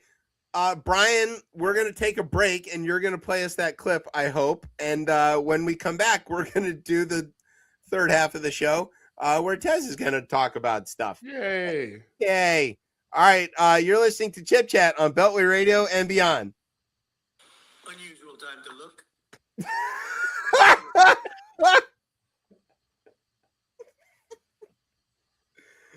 Oh my God. No. Oh, he's got it queued up and everything. Brian, where's the audio? Can't hear it. What a view. This is the door to the ball. What did you have? Unusual time to look, but I figure we might as well. But you see a very big foundation that's moving. We're ahead of schedule in the ballroom and under budget. It's going to be, I don't think there'll be anything like it in the world, actually. I think it's will be the best. We went from, this is, as you know, our biggest room, which would seat 100 for dinner, maybe, if you're lucky, if you're nice and tight. And the ballroom will seat many. And it'll also take care of the inauguration with bulletproof glass, drone-proof ceilings, and everything else, unfortunately, that today you need. What poor people. Look at these poor people. So we're Talking about how these great American companies can help rapidly rebuild Venezuela's dilapidated oil industry and bring millions of barrels of oil production to benefit the United States, the people of Venezuela, and the entire world. And yesterday, the number is 30 million barrels. I can't even, is that a correct number? 30 million what barrels. the fuck, man? You hear that, Peter? Yo! I'm just now coming to the conclusion that I think he got up to fart. I'm with that. In the microphone. I'm here for that. You know what? That's the best possible explanation. I'm here for Thank that. you, Bo. Style. Okay, all right. Substance. Yeah. No, we don't need it. Well, we just had an oil ad, and now we've got a truck ad. That's pretty good. Yeah, okay. Not no damn EV either. Gas guzzler. We're back. Goddamn right. Yeah. Where's coal? Give me some coal. You know, we hit peak like gas-powered vehicle sales worldwide already. Do you know what year was the top number of sales, and it's been declining since then? You want to guess? What year? When? Take a guess. When gas when gas and diesel vehicle sales started to lose ground against themselves year over year. I'll go with 2014. 2010. 2018. Oh, 18. Okay. So you're close. So since 2018, the year over year number of gasoline vehicles purchased worldwide is falling. We're already hit peak gas. We're already being eclipsed by the EVs, and it's all in China and the I was going to developing say world. with BYD or whatever the hell that shit's Yep, called. exactly. Yeah. Build your dreams. That's what it stands for. Yeah. And so like betting the other direction not only is ceding ground to the Chinese and everybody else, but is the dumbest possible business strategy you could possibly imagine. Even the oil companies are probably looking like, we don't really want to invest in any oil. The oil companies are selling chargers. Exactly. Yeah. Not the Dodge kind. Because they want to be able to move and pivot. And even when you see these BP commercials, they talk about all the renewable energy and shit like that they're doing, which I mean, we'll see. Shell is selling 220 volt chargers. That's what they're selling, because they're not stupid. Speaking of stupid, all right, Tez. Explain to us what the fuck is going on here with the Grok and the Pentagon and the Pete Hegseth and the SpaceX. Yeah, so this is a sad story, kind of in a way. Obviously, as we talked about a little bit earlier in the headlines, everybody's favorite AI tool, everybody's favorite platform, X. I don't know why we keep calling it Twitter because it is not that anymore. Grok is going to be integrated into the Pentagon networks. Hooray! That sounds safe. The drunk announced on Monday that the U.S. military will be getting. No offense, we like this is a great. This is a show for drunks. Oh, would you sell Pete Hegseth any whiskey? Absolutely, absolutely. Huh? Yeah, there's drinking and there's drunks. Right? Exactly. Exactly. This guy's not a drinker though. This guy's a drunk. But yeah, on Monday, he announced that they're going to go ahead and integrate Elon's lovely artificial intelligence tool into the Pentagon networks. Wow. He was speaking at the SpaceX headquarters in Texas. Because, you didn't know that. Of course, because all the Silicon Valley people don't want to pay taxes in California any longer. And they want to have their liberty down there in Texas. So he was down there on Monday, and the secretary said the integration of Grok into military systems will go live later this month. Very soon, we will have the world's leading AI models on every unclassified and classified network throughout our department. That's a quote, y'all. That is a quote. And number one, I'm a little confused why you're calling it Grok. What is it? Because it said its name was Mecha Hitler. Well, yes, it is. And so giving Mecha Hitler the keys to the Pentagon sounds great. Yeah. To me. We actually lost World War II, clearly. It's clearly that we lost. It's gonna be the lost cause narrative, but the other way around. Well, I mean, the lost cause narrative is happening right now. No, I know. Like they're gonna rewrite this story where really the Germans were the good guys and America was like just trampling on their states' rights or whatever. Exactly. That's exactly it. Okay. On fascist rights. There it is. The drunk also unveiled that the new AI acceleration strategy at the Department of Defense, that he will unleash experimentation, eliminate bureaucratic barriers, and focus on investments and demonstrate the execution approach needed to ensure we lead in military AI and that it grows more dominant into the future. Frightening. Those are certainly words. I don't think they mean things. I mean, all right, let's just say AI acceleration strategy. I being that there is no type of government regulation and they don't even want to allow the states, I think it will become illegal for states to regulate AI at any point over the next 10 years, which I think that might be still being fought in court. But you add this in to the military, and I'll just be honest, I don't necessarily around like the secrets themselves. I don't trust any of this. I don't think it's at a point yet where it should be included into the military. Hang on. If there's anybody who can be trusted with military secrets and to keep that shit under wraps, it's Pete Hegseth, and I know that because he just texted them to me. Of course. I mean, they're clear. The one thing this is doing is sending the wrong signal, clearly. But one thing, okay. No, okay, sure. You missed the joke on that one. I got it. It's a signal joke. Yeah, I got it. But no, I guess there's another piece of this. Clearly, Grok, or Mecha Hitler, also known as, this isn't the one. We've seen the issues that this specific platform has had, and granted, right, you could take OpenAI and ChatGPT, Claude. I mean, all of these, they've all had issues, but there's only one that I've seen so far that's giving out CSAN material, creating its own, and that's Grok. And I find it also ties into grifting as well, because it's clear that they go like, it's clear why Elon's company would be part of this. And I know Anthropic, I think they've had a contract awarded as well too. Well, that's the thing, is that like there already was a contract right to Anthropic, and then now Elon's got it. Yeah, I mean, of course, yeah. So he invested $300 million in getting Trump elected, and then he got a $200 million contract from the Pentagon by himself, for one contract. Right, for just one, along that's with ROI, baby. Right. I mean, it's clear. It's clear that we've elected a man of the people who's making sure that the working class folks, are doing well here in this country. No, I mean, this is frightening, and I just don't know.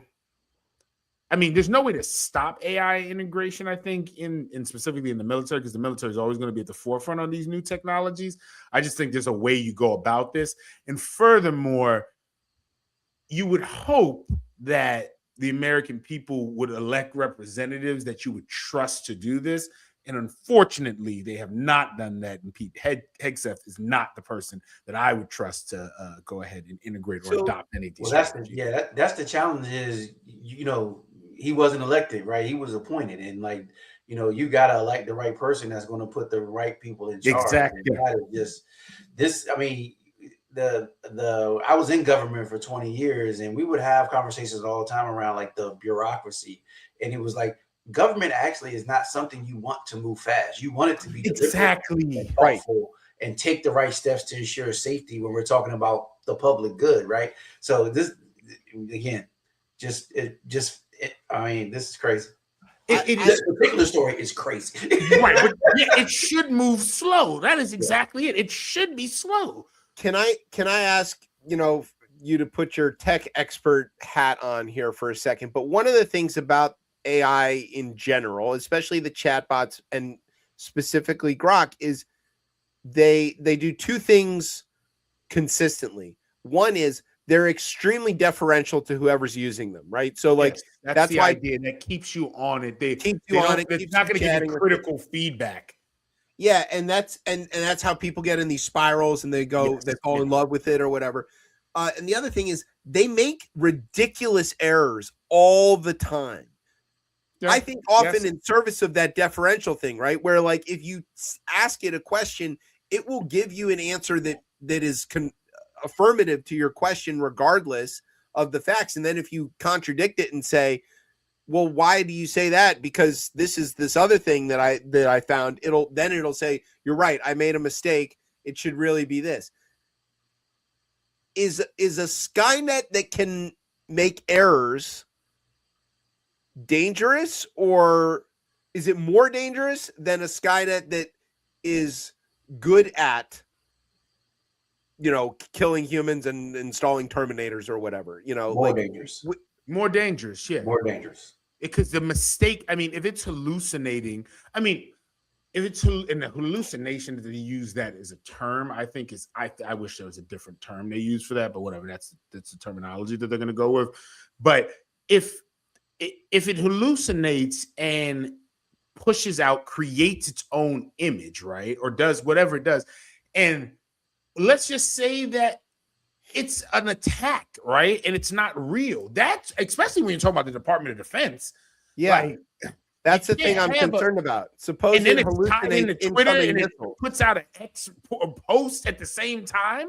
Like, yeah. Well, let's even take it. If you take it out of the technology side, like look at just what happened like in the last week or so with the with the the 1 year now time limit. If you can't get your folliculitis under control, they give you a discharge from the military now as a black man. So now you're feeding it that as a paradigm, right? So now it's looking for other people, other things to get rid of people who are different, right? So like even just the basics, because you know that the people in there are going to be using it to write policies, procedures, and they're going to be getting that same kind of feedback from what's already been fed in there. So like just at a basic level, before you get to the pushing of the buttons and all of the completely dangerous stuff, you're going to end up getting rid of people that and things that are specifically put in place to be checks and balances in the system. Yeah, the first things to go. The biases that people have will get magnified tremendously and amplified by something like Absolutely.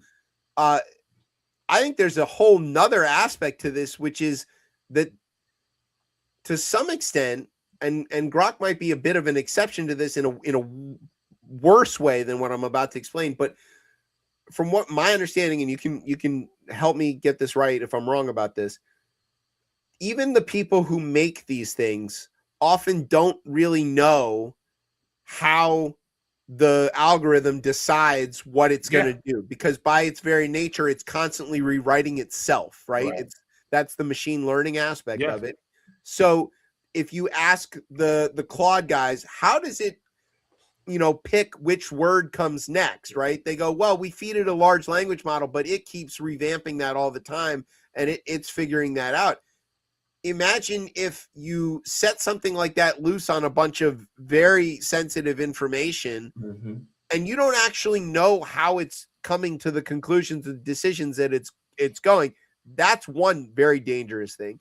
Two, it seems pretty clear that Elon has some sort of like kill switch or ability to manipulate the Grok, because he's been doing that over and over, right? When Grok got a little too woke, he like did things and unwoked it or whatever he did. And it's lines of code. That's it. Yeah. So like, but if the Pentagon puts this thing in, it gives one man in particular this incredible amount of control in a way that the rest of the entire Defense Department can't even see, and could affect outcomes in ways that they don't know about. Like he could tell Grok to shoot down all the satellites that aren't Starlink. Or this person also was very close to this data prior to this like he was last year he was one of the closer people, was able, like his team with Doge, their whole thing was to go into each one of these departments. So who know, along with Big Ball scraped all the information out of there. Now he's got control of the Pentagon with Grok. He's going to tell Grok to pick off people by their social security numbers or whatever. This is a bad move, man. I think it could be used for that, but at the end, I see this being used for them to make more money. Now, again, what casualties, what downfalls are in the future to get to that goal, who knows? Yeah. But no, I even look at something like, when was it? Was it in Hawaii when the text message went out on accident? That was in Hawaii.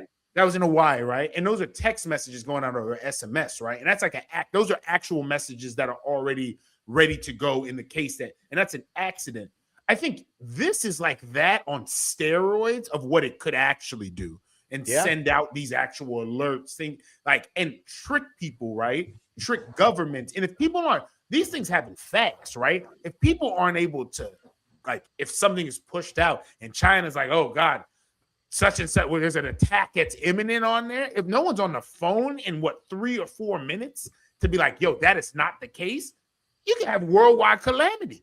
Well, and it can go the other way, right? Who's to say that somebody else couldn't trick Grok into firing back at a thing that isn't even there? That's true. Yeah, it easily can do that. It's too easy to trick Grok.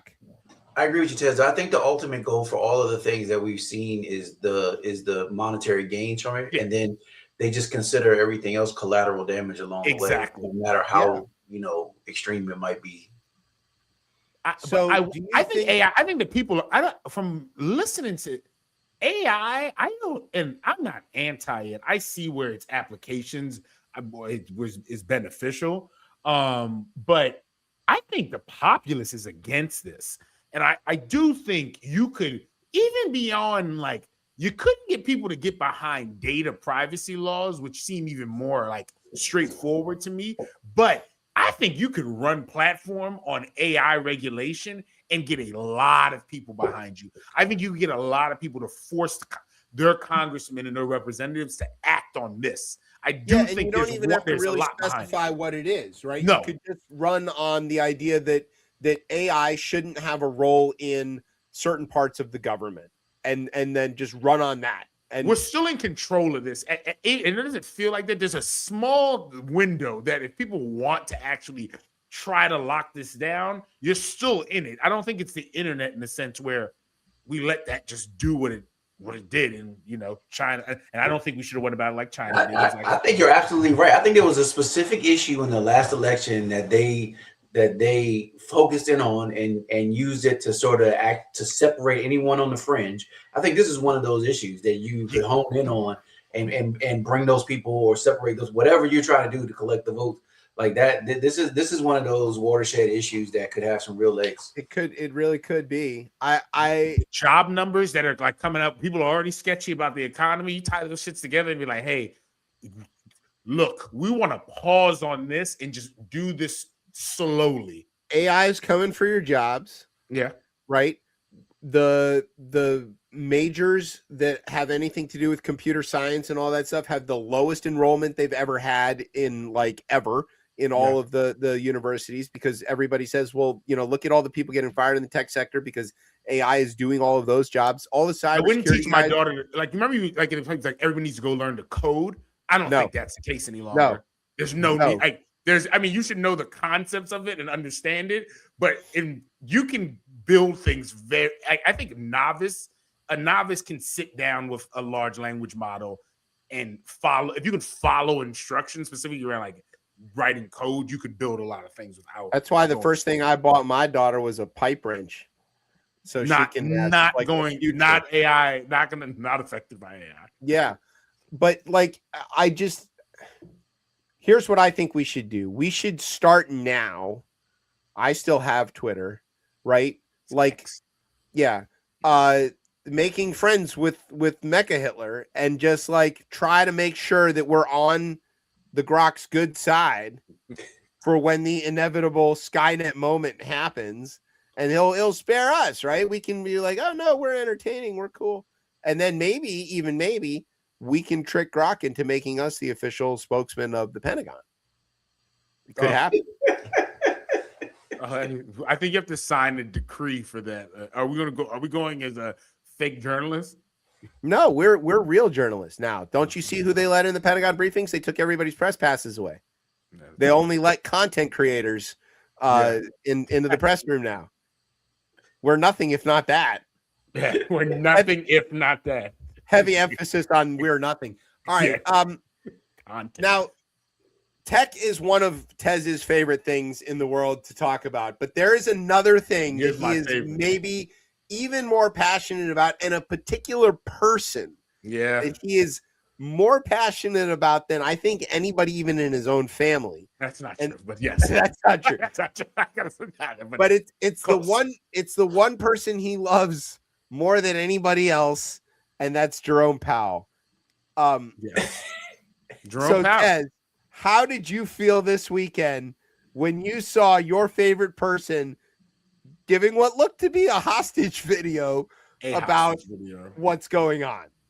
I mean, I guess first, right? I mean, it was a rough weekend for him because, right, he lost from the Grateful Dead, right? Yeah, that alone, died, right? So, right, to start there. I guess and maybe people don't this goes back a little further, so I think to get into context is helpful. But I guess to start with it, the Justice Department opened up a criminal investigation against White Jerome. Yeah. It's crazy. Again, this is do they know he's white? I heard it said that someone was just like, they keep seeing his name. Maybe he forgot that he appointed him. He's like, Jerome Powell. Jerome. You know what? Jerome, wait, he has to be doing something nefarious. His brother's name is Jermaine. Right? I'm just joking. I'm just joking.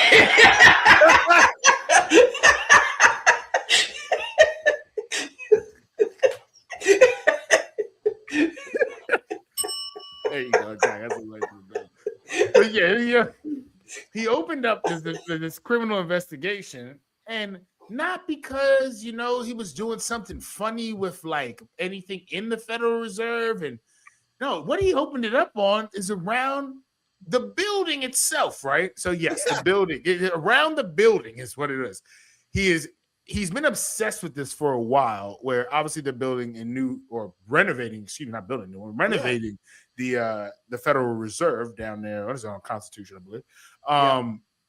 And Trump has been accusing Jerome Powell of malfeasance by basically like extending the time. Like they've said that, and this thing is the building of this, what is facts, has taken longer than expected. It is more expensive, but there's been no lying to Congress, which I think has been the specific thing, right? There's two problems with that. Number one, there's no taxpayer money involved in this at all. The Fed is self-funding. Exactly. It's paying for this out of its own pocket. Doesn't matter. Number two, again, friendly HVAC professional here, also facilities manager. Old buildings, you start doing renovations, sometimes you find some stuff that's not structurally sound, that's covered in asbestos, it's made of lead.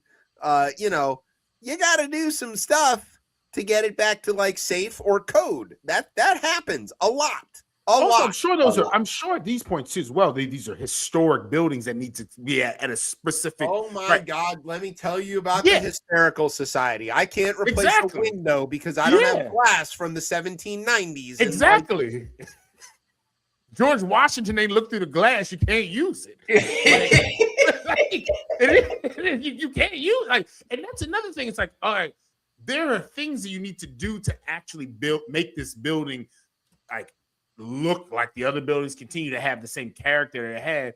But again, he has sent that Fox lady, what's her name? Janine Pirro, who's our lovely attorney here in Washington, D.C. right now.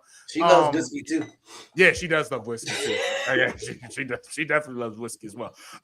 She's the only person in the administration who drinks more than Pete Hegseth. I don't think it's whiskey. I think it's red wine. She's a big red wine drinker. Oh yeah, that's it. So there's a couple of issues with this, right? Number one, it's not a couple, right? I'm just using that loosely, right? Number one, this is not about the building, as Fed Chair Jerome Powell said in his hostage video. That is, and if everybody's been following this, right? Everybody who listens to the Marketplace has been following this, and nobody else, right?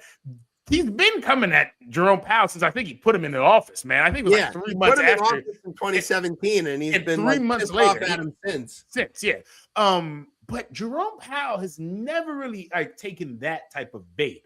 I do think with this criminal investigation, and when we talk about these norms, he was trying to protect the norm of the Fed, and he said it plain and clear. He's like, this has everything to do with interest rates, which I think that statement, people will look in the history books. That this will be one. There's many things that we'll talk about in the history book, but the Fed chair standing up to the president and saying, "I won't be intimidated. I won't be bullied." Or you look at Comey, right, former FBI, right? Those things will be etched in the history of this country, and we'll have to look back at this at a time, and people will look and be like, "What the fuck were y'all doing back? What happened?" Like, what happened there? But I think what was crazier is this backfired like shit. Yeah, I think that's part of why he said that, though. Why Powell said that was to signal to the markets, you guys have a lever to pull here. And they pull it. Again, I think when we talk about what does this all come back to, money. This is when anybody starts talking about the fucking bond market, right? Yeah. When people start talking bond market, for everybody else, your eyes glaze over. For me, I'm looking like, oh, okay, we're close. We're close to all of the house of cards, for lack of a better term, right? Because all of this shit is a belief system. And if no one has belief in it, it all falls down. So, right, Tom Tillis jumps out there and he's like, to quote him, if there are any remaining doubt whether advisors within the Trump administration are actively pushing to end the independence of the Federal Reserve, there should now be none. Right? That's a Republican. Yeah, but he's retiring. More importantly was what Thune said. Thune is a yes because he's the leader of them, right? Yeah, he's the Senate majority leader, and he came out and said that this is a monumentally stupid thing to attack the Fed. Kennedy down in Louisiana said something sort of similar that, like, what did he say? That would be weapons grade stupid or something like that. He had a phrase. The markets pulled the lever. Jamie Dimon came out and was like, hey, you know, Powell said what he said to do two things. One, to signal the market to check the president for what he's doing. And the second thing was to reassure the markets that he wasn't going to bend. And so that they should feel confident to A, check him, and B, like, continue to operate. Because the Dow recovered, everybody recovered within a day. But the bond market took a massive hit. Yeah. And yeah, I understand most people aren't me and you. And it's the board. But this is the underpinnings of everything else. Like I don't think that sometimes translates. And I mean, it's hard because this shit is boring in its nature. It's not boring. Think of it this way. If you ever hear anybody talking about the bond market, they're talking about the ability of the United States government to borrow money. And if people are worried that they can't lend their money to the federal government, you are in a very, very dangerous place. And that's all you got to know.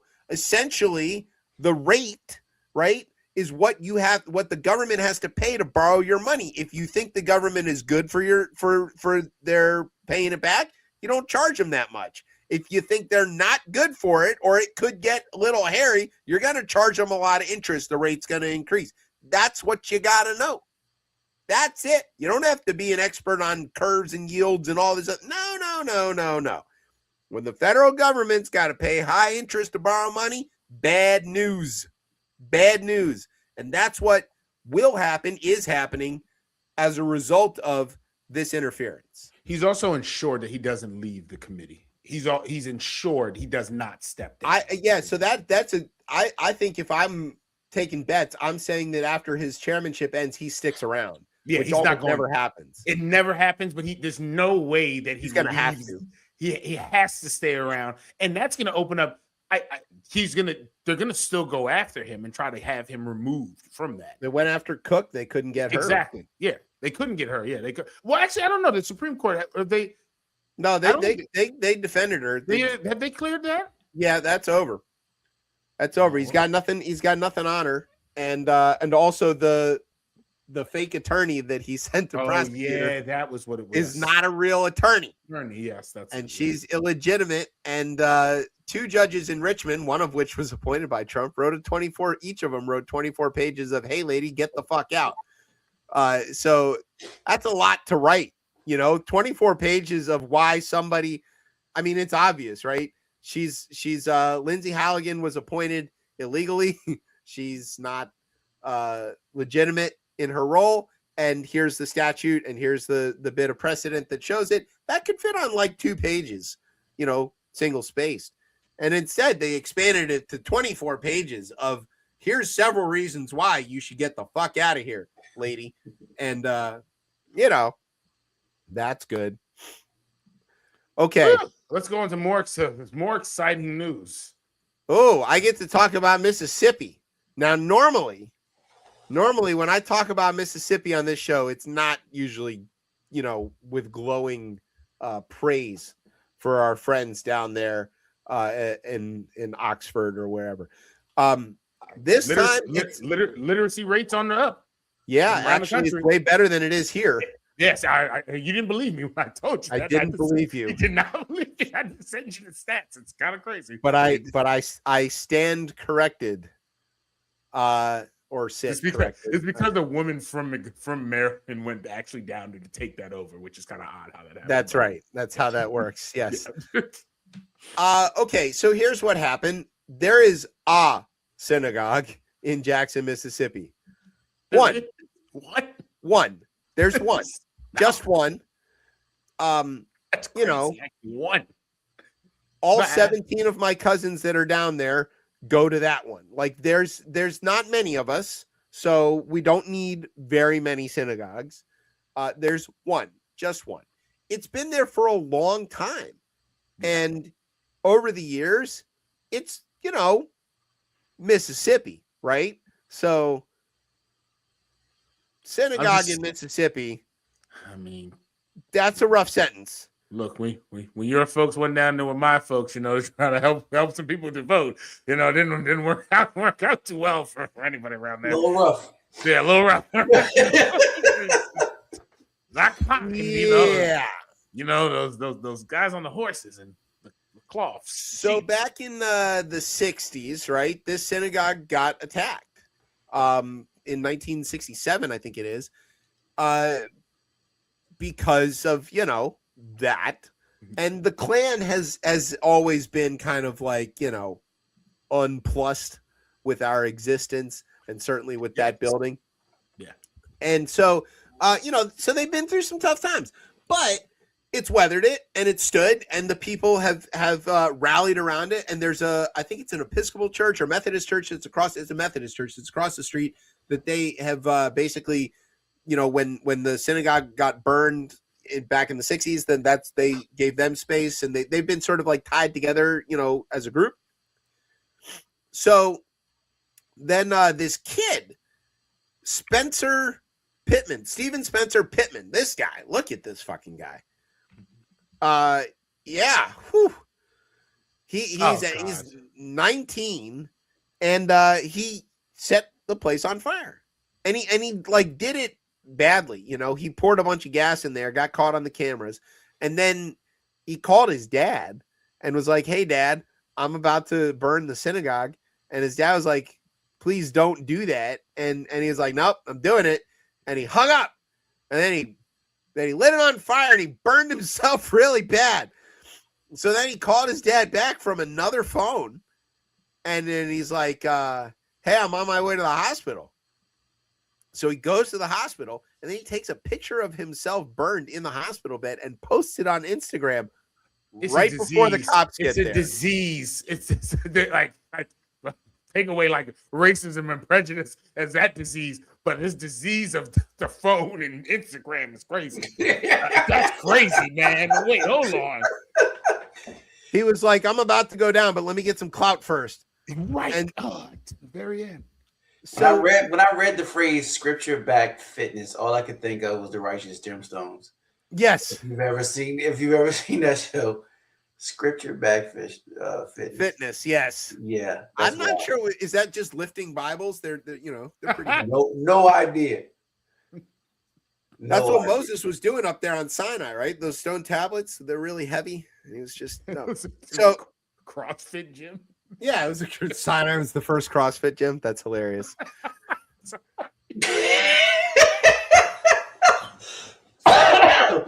Oh, yeah. Sorry. That's funny. I would have thought Jesus would have started the first CrossFit. Yeah. That's why I stopped.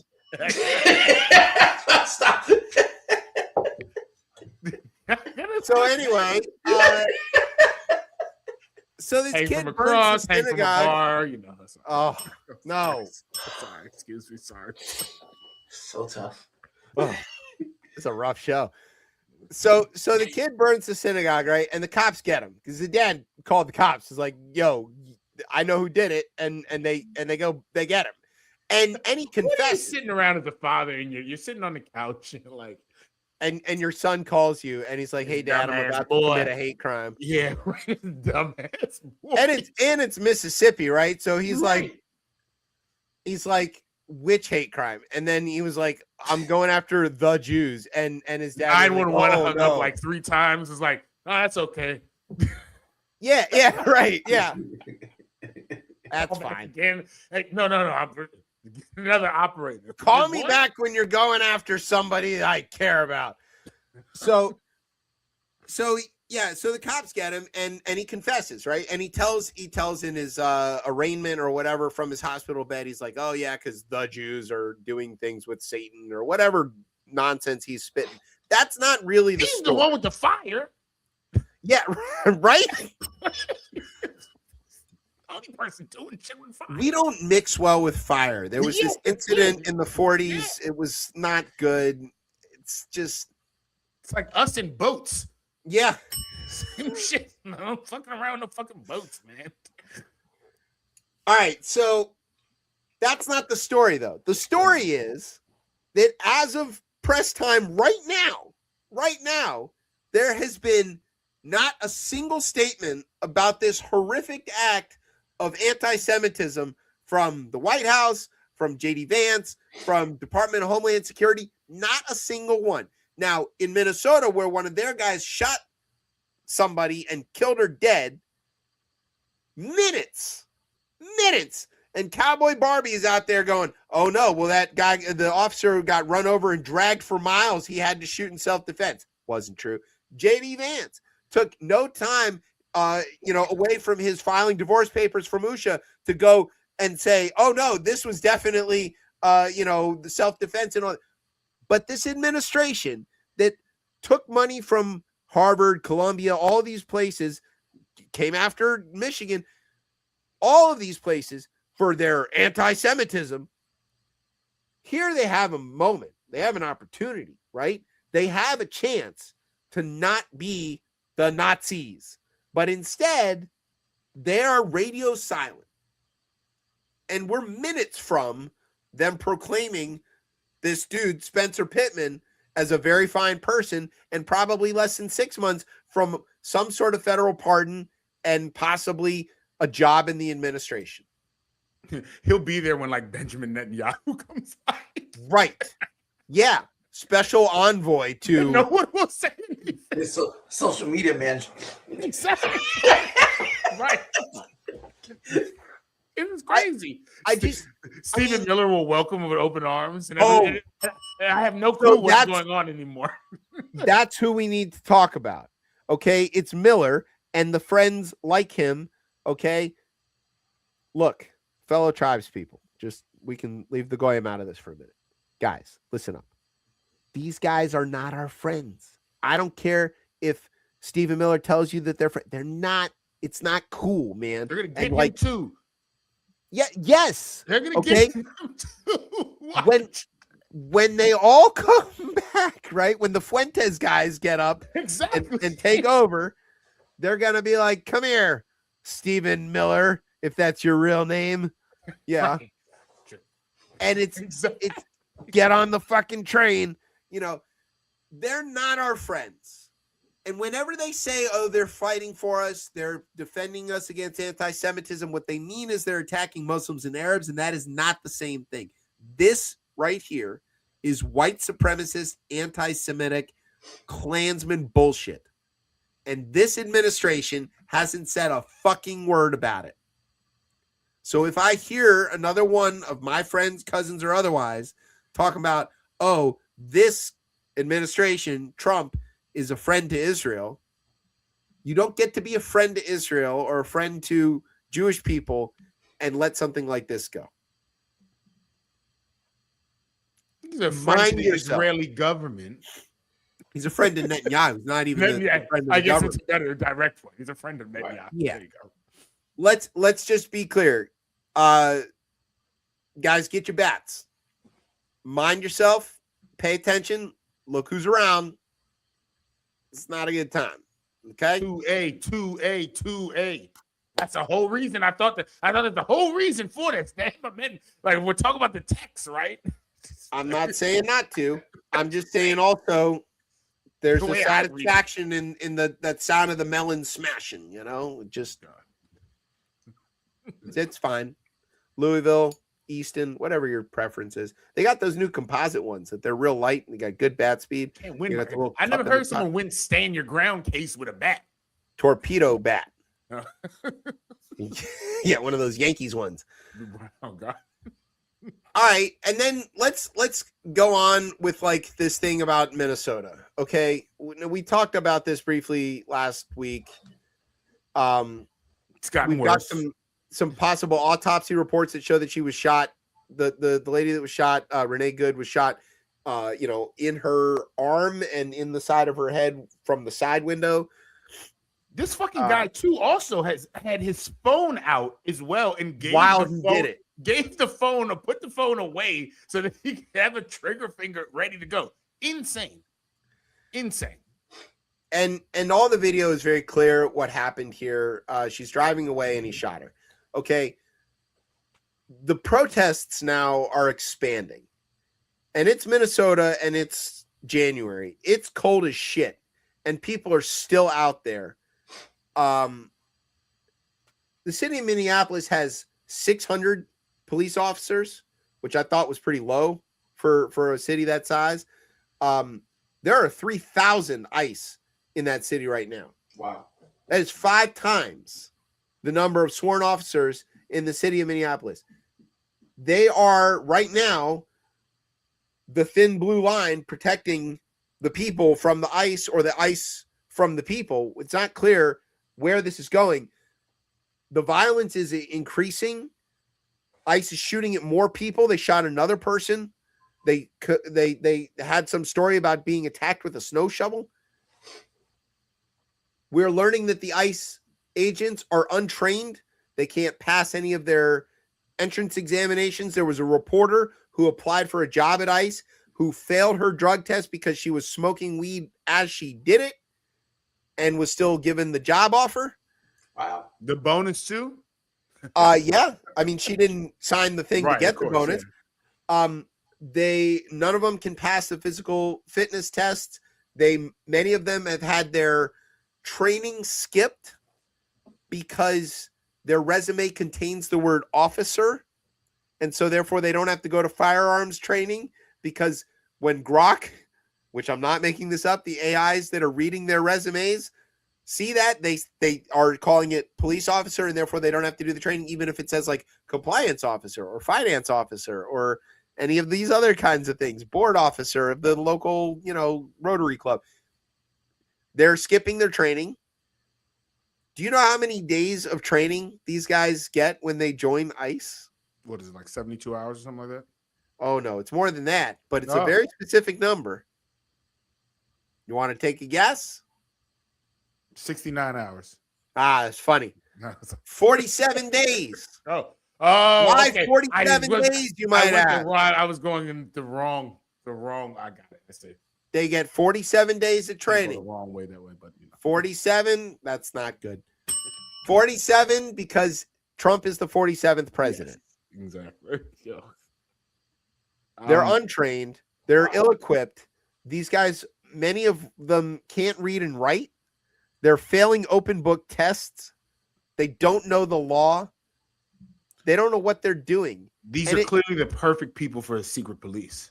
It's clearly they are now the largest law enforcement agency in the entire country. Yeah.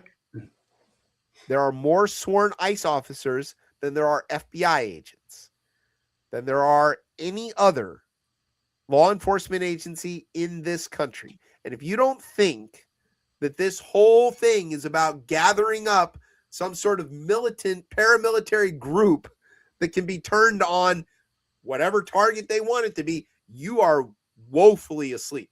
That's fine, but it still goes back to, with that, the people aren't running scared of that. And they aren't. What I've said from the beginning of this is always will come down to the American people. And eventually, and look, no one's saying that it can't, and God forbid it gets to the point where ICE agents are like, they're already shooting people, but now I'm talking about like mass murder in the streets. God forbid it gets to that point. It still ends up being the people, and at that point, putting pressure on that goddamn Congress. And I know, but at a certain point, do people sit there and be like, this has gone too far? If they open up and mow down a bunch of protesters, it's over, right? Then the war is on. But the people aren't running scared, but you know who is? All the prosecutors in the offices. Yes, so they all a bunch of career lawyers in the U.S. Attorney's Office in Minneapolis left. Okay, a bunch of people in the U.S. Attorney in the Justice Department Civil Rights Division, Criminal Prosecution Division here in D.C. left because they were told by the administration, by Trump, to go and investigate and try to prosecute the widow of Renee Good. For what? There was nothing. They couldn't find a reason. No. But they were told that doesn't matter. Go get her anyway. No. It happened on a Tuesday, so it's not a Saturday night massacre. It's a Tuesday night massacre, but just saying. Yeah, I think there's two things, right? I think the one thing is you still need the right to assemble needs to continue to happen, and like nothing but like kudos to the protesters who are out there that are doing that. I mean, that's huge. You need to have that mechanism in this country and people who are on the activist front of this. On the other side of this, the government, the Congress, you have to shut the government down. Clearly. Absolutely. It's clear. There's no other options, guys. And and we can't have this stupid shit that we did the last time, right? It can't be that. At this point, you have to shut the government down. We didn't get the subsidies anyway. Exactly. We did. Yeah, exactly. It was the last one is mind-boggling. And again, Democrats don't miss an opportunity, right? That one, it's clear as day there. But this one here, you could lose. Because then you give the people no option at that point, and then this continues to escalate. Because then they feel like there's nothing being done, and there is no other mechanism, right, that Congress has at this point besides shutting the government down and saying we will not allow funding to continue this.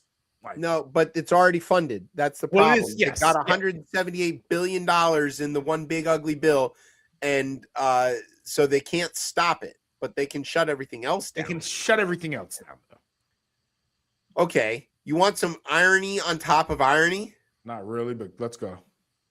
Okay, let's go look in South Dakota. Do you know there's a South Dakota? There's two Dakotas. They're hard to tell apart because they look the same. They're just like big rectangles in the middle of the country. I wonder where that word comes from, Dakota. You wonder, right? Where does that word Dakota come from? I wonder where that comes from. It's a misspelling of the word Lakota. Which might refer to, I don't know, the people who live there or who did live there until my daughter is learning about the American West, and literally today was like, "Yo, I learned about Lakota." I was like, "Well, let me tell you." Let me tell you about me. Yeah, exactly. Okay, so the Oglala Sioux, which is one of the tribes, they're a federally recognized tribal nation. They're in South Dakota. They have a leader, right? Their president of their tribe. His name is Frank Star Comes Out, which is a great name. That's so good. Like his last name is Star Comes Out. That's all. You have to say the whole thing. It's like a pimp name slip back. And so President Star Comes Out told everybody that a bunch of his tribe members were arrested in Minneapolis by ICE and suspected of being in this country illegally. Native Americans. Americans. Let's end the show, guys. Let's just end the show. Yeah. Let's just cut this from this point. Like, what are we talking about? How if you just had any concept of this, even if you didn't know, like you couldn't look, you couldn't tell, but you're going through this process, you're arresting them, and they're like, wait, no, hold on. Are you an American citizen? No. I'm Native American. Okay. All right. You know what? Go. All right. You know what? Say less. Clearly, I can't do anything with you. Like, there's nothing. So the tribe's memorandum makes clear that tribal citizens are not aliens and are categorically outside immigration jurisdiction, said President Starr Comes Out. Enrolled tribe members are citizens of the United States by statute and citizens of the Oglala Sioux Nation by treaty. They have been here before there was a United States. And these ICE guys... the United States because of them. In the sense of less of even taking the land, but even the concept of like the unions, the confederations come from them. Yes, Yes. Yes. So the Ice Cubes were like, hey, you look a little brown. You're coming with us. And these guys were like, yeah, we are brown. We're red, in fact. As a matter of fact, you're coming with us. I think you guys are here illegally. Exactly. We didn't agree to this. Get the fuck in the truck. And they were like, no, you get the fuck in the truck. And then they had a good argument about who has the fucking truck. You have stepped so far. You have jumped so many sharks. If you're arresting First Nations people for being here illegally. What, illegally? Out of control. Imagine. I just walk over to your yard, be like, this shit is mine now. As a matter of fact, you're here illegally. Well, or hold on, this is mine now. But you know what? We're gonna work it out on paper though. That you can still hang around here. You can have your own little shitty ass piece of land. I'll keep all the good land and this, that, right. You'll have your piece, and then years later, your ancestors are like, "Oh, we've been doing this for a while. It's okay. It's cool. Again, we've assimilated to this." And then someone then comes and says, "No, you're not from here. We're gonna return you." And you're like, "Wait, no, hold on. Wait, no. I am actually from here." And then you guys tried to make us not from here, but we worked that out on paper. You're not from here. You're not from here. Look at you. Should have scalped more. Yeah. I'm sorry. All right, that's what we went under. Like, listen here, Chadwick Von Beeson, or whatever your fucking name wherever is. the fuck you've come from, right? Exactly. My name is President Star Comes Out. Yeah. You get the fuck out of here. Yeah. It feels like a lawsuit to me. Lawsuit? Yeah. This is a war. There were wars. But now he should be able to sue. You want to know why they say that they're treaty this? Because there was a treaty signed in 1862 because the Lakota fought a war in the middle of the Civil War. In the middle of the Civil War, the United States military, the Army, still had time and manpower to go up to the Dakotas to go fight and take the land from the people who already lived there. They're like, yeah, we got this giant war going on along the Mason-Dixon line and fighting our other fellow white people, but we can take a few thousand of guys and some cannons and shit and go kill those brown people up there and take their wasteland in North Dakota, South Dakota, and wherever else. They had time for that. Yeah, exactly. Because they're fighting and the war. Signed a treaty. Because they're fighting the war. Because when we take that land, we don't want slaves on it. Well, some didn't want slaves on it. The other folks did want. It's the whole thing. It's the whole concept. That's what it is. That's it. Yeah. Yes. My brain can't handle. That is crazy, actually.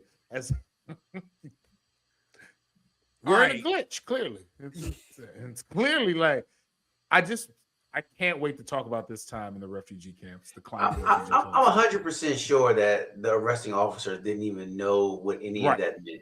They're like, tribe. Yeah. Like tribe. Like what? Called Quest? Yeah, native. What? No, they didn't know that. Exactly. What? You ready? A Tribe Called Quest and the Native Tongues. I know, right? Exactly. There you go. That's a double. I see what you did there. Yeah. I got it. All right, so remember the guy who stole the podium from Speaker Pelosi's office when they had their day of love and smeared shit all over the walls? Yeah, that guy. His name's Adam Johnson. He looks like a fucking Adam. Yeah. He looks like a happy dude, right? Now keep in mind, now remember that image. You know, him waving, holding the podium, looking all happy. You're gonna see that image again. Maybe on a campaign sign. There it is in Manatee County. He's running for county commissioner. Wait, hold logo. And that's the logo of his campaign. Yep. Manatee County. Where in Florida is this? South Florida. South Florida. Okay. Yeah. Manatee County. That's a real place. I know. It's a real place. Just it votes heavily Republican. It's too far outside of Miami. Nah. So he's probably gonna win. You see his logo, Brian? Put that back up. The logo is crazy. Yeah, that's him holding the podium, waving. That's it. It's so frustrating because to bring this right back to Donald Trump, right? And the framers created all this shit, right? And the only way you can hold really the president accountable, right?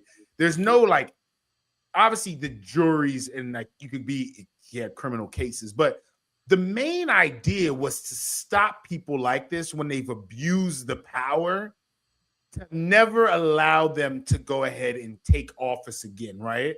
And it just right then and there about January 6th, it is clearly that's kind of where we lost this, right? In those 5 days after that, where they weren't able to go ahead and convict him and to bar him. And they could have carved it out where they just barred him from running again. And and that is the domino that unleashes everything else. That's right. I would take it further back. I would say it's the what's the name of the statute? When the Supreme Court approved companies as people so they could donate. 14th Amendment. Oh, Citizens United. Oh yeah, sorry. Yes, yeah. I think that yes. That I think that was the first domino, because then now you have a reason for all of these people to want him to come back. Like the people that came and kissed the ring in the second term that you would have never saw on the podium on the first term is because now you have a free for all. I can pay to play, which is what Elon is doing and everyone else. I'm paying to play now. Yeah, I mean, federal election should be capped at like small donors at $500 or some shit like that, or not. Right. I mean, the First Amendment is the First Amendment, and money is speech. That's the argument. That's why it's interpreted, and I don't believe they interpret that way, and that's fine. They've interpreted that Congress could write new laws. They could. Yeah, I know. Theoretically. Congress writing laws. Congress doing anything. They can't even name a fucking post office. You know, like that's the one thing that they're always able to do. Remember, we covered that on this show that they like struggled with naming because they were like, we can't have a Chuck Brown post office. He's too black. Federal felon. Yeah. Jesus Christ. Just don't go to that post office, you fucking moron. So Adam is one of at least three people who've run there's three Republicans who ran unsuccessfully for Congress in 2024 who were J6 alums.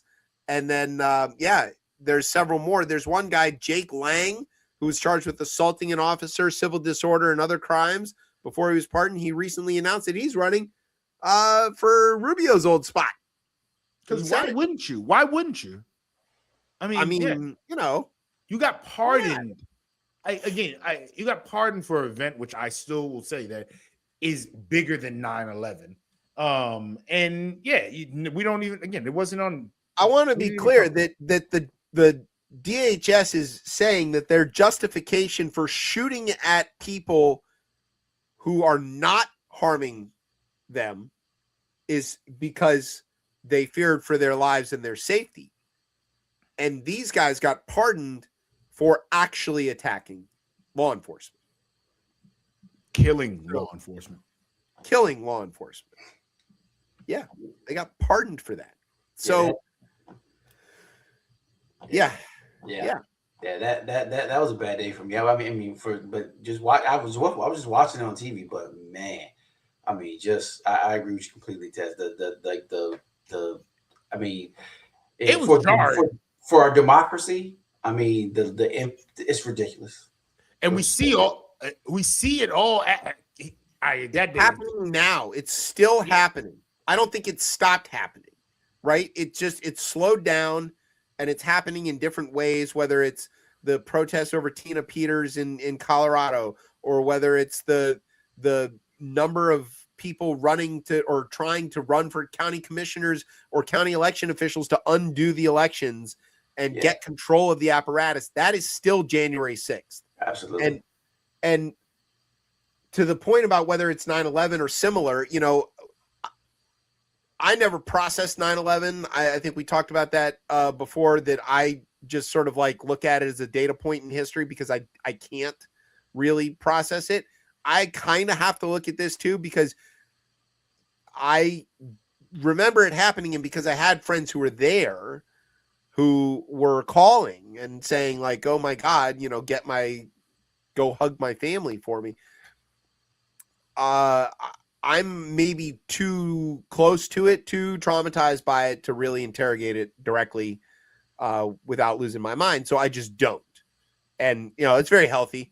I was going to say no, I mean, I was a mile away from it, right? Less than a mile away from it. Yeah. Like, when this was happening, I can see that day vividly. Because I remember being like, oh, well, let's just see.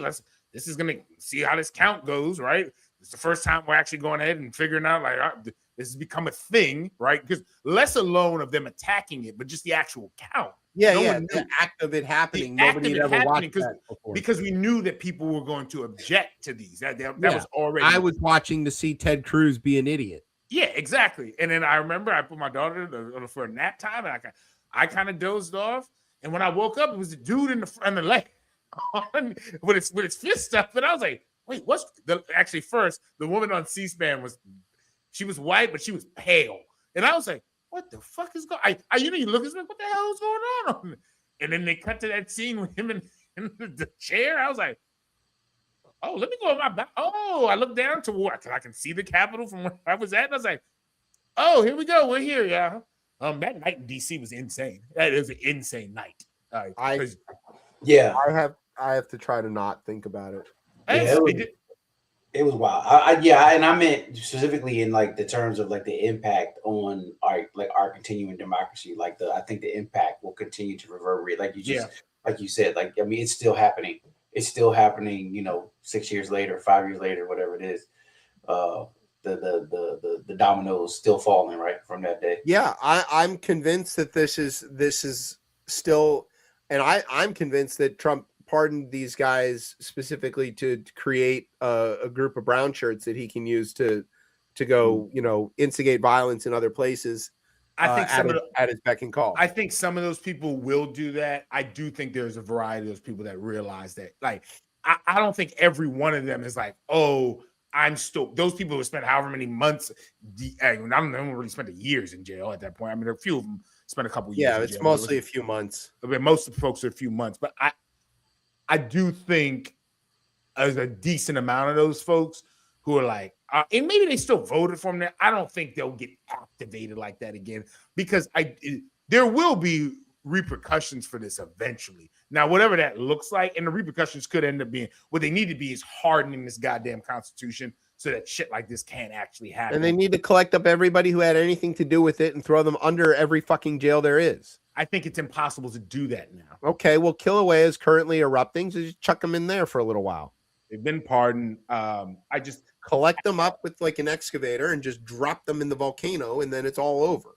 And we all know America isn't good at like reckoning the past on there. So this will probably be another lost cause. Like this will eventually they'll be like, yeah, the great patriots.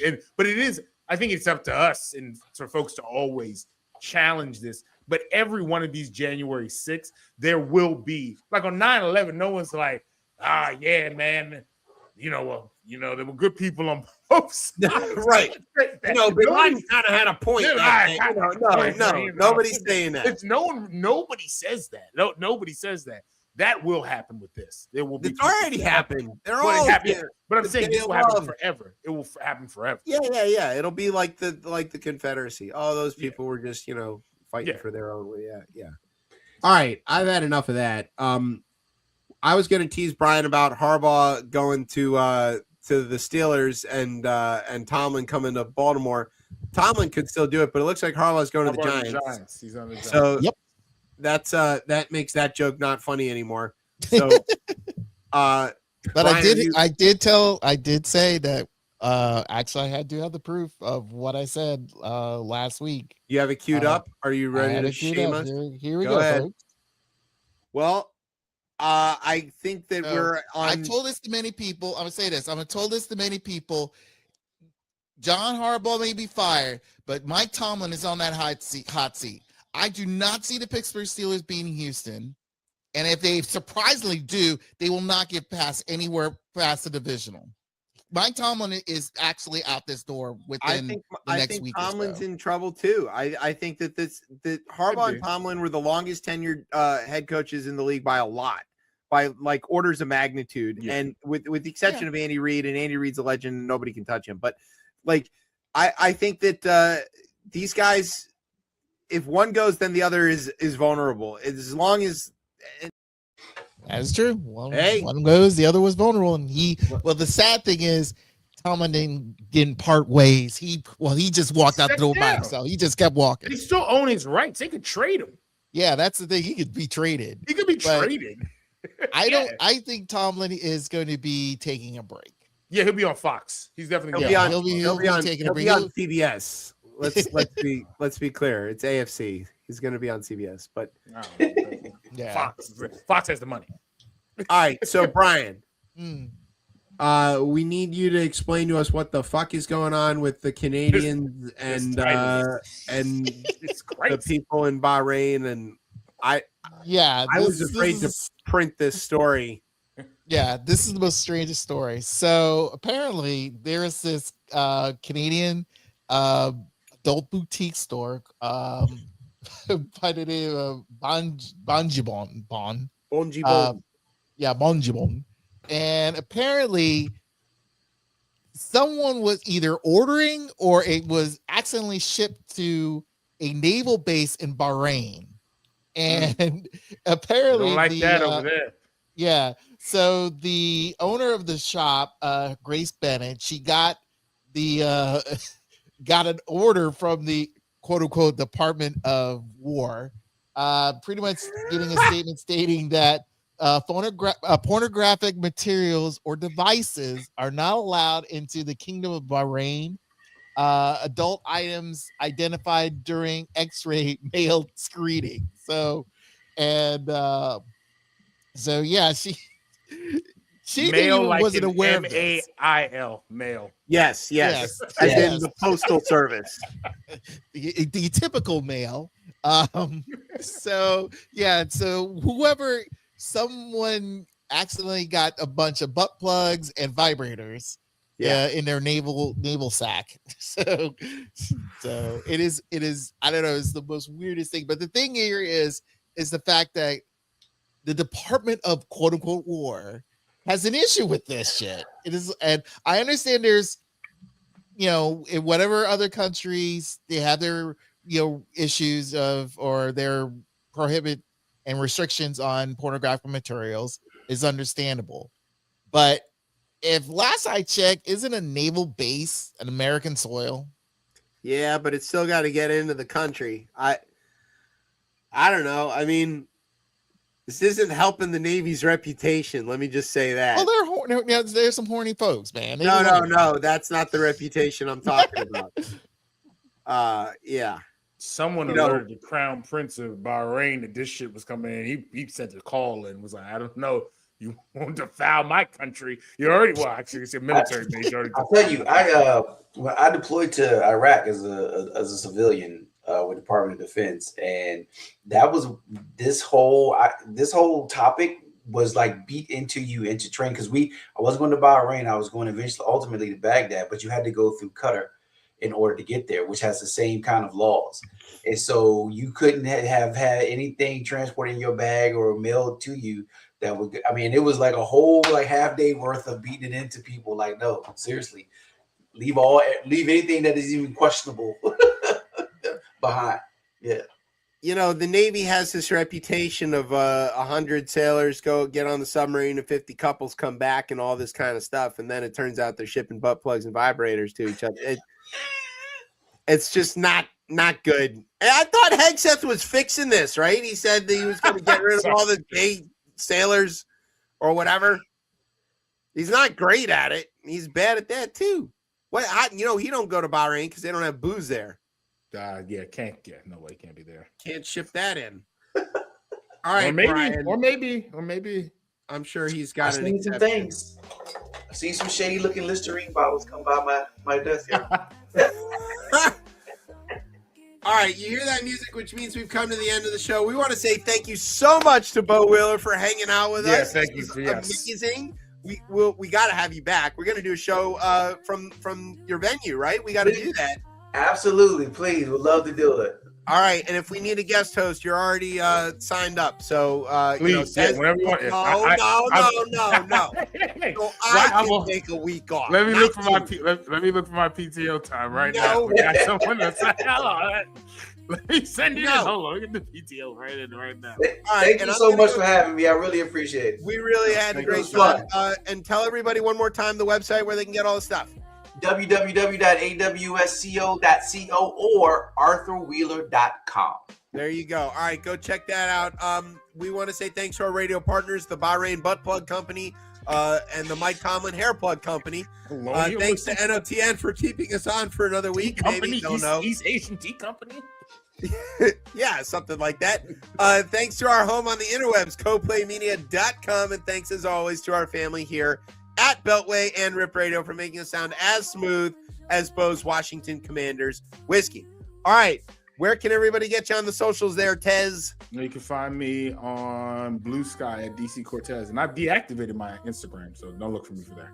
Oh, no. I'm going to keep tagging you anyway. All right. And you can find me and the show on the Twitter at ChipChatRR, and can find us on Facebook or Instagram at RipChipChat. And you can find me on the Blue Sky at my old Twitter handle, Chef Chip, if you want to hang out and be a flaming liberal with Tez or whatever and yell about baseball and soccer. All right. And speaking of baseball, don't forget, you guys will be on the next episode of No Filter Sports, new episode. Right. So stay tuned. We'll re-talk about all this coaching changes in both the NFL and Premier League, because there's a lot of crazy changes over there too. How many? No more massing either for the Nats either, baby. Keep your fucking massing, baby. We're going over. Bye. We're out. It's done. Good. Finally. Get off our stupid channel. Finally, it doesn't work half the time. All right. I'm Chip. That's Tez. That's Bo and Brian somewhere in the background. You've been listening to Chip Chat on Beltway Radio and beyond. Butt plugs. Jokes we may dream.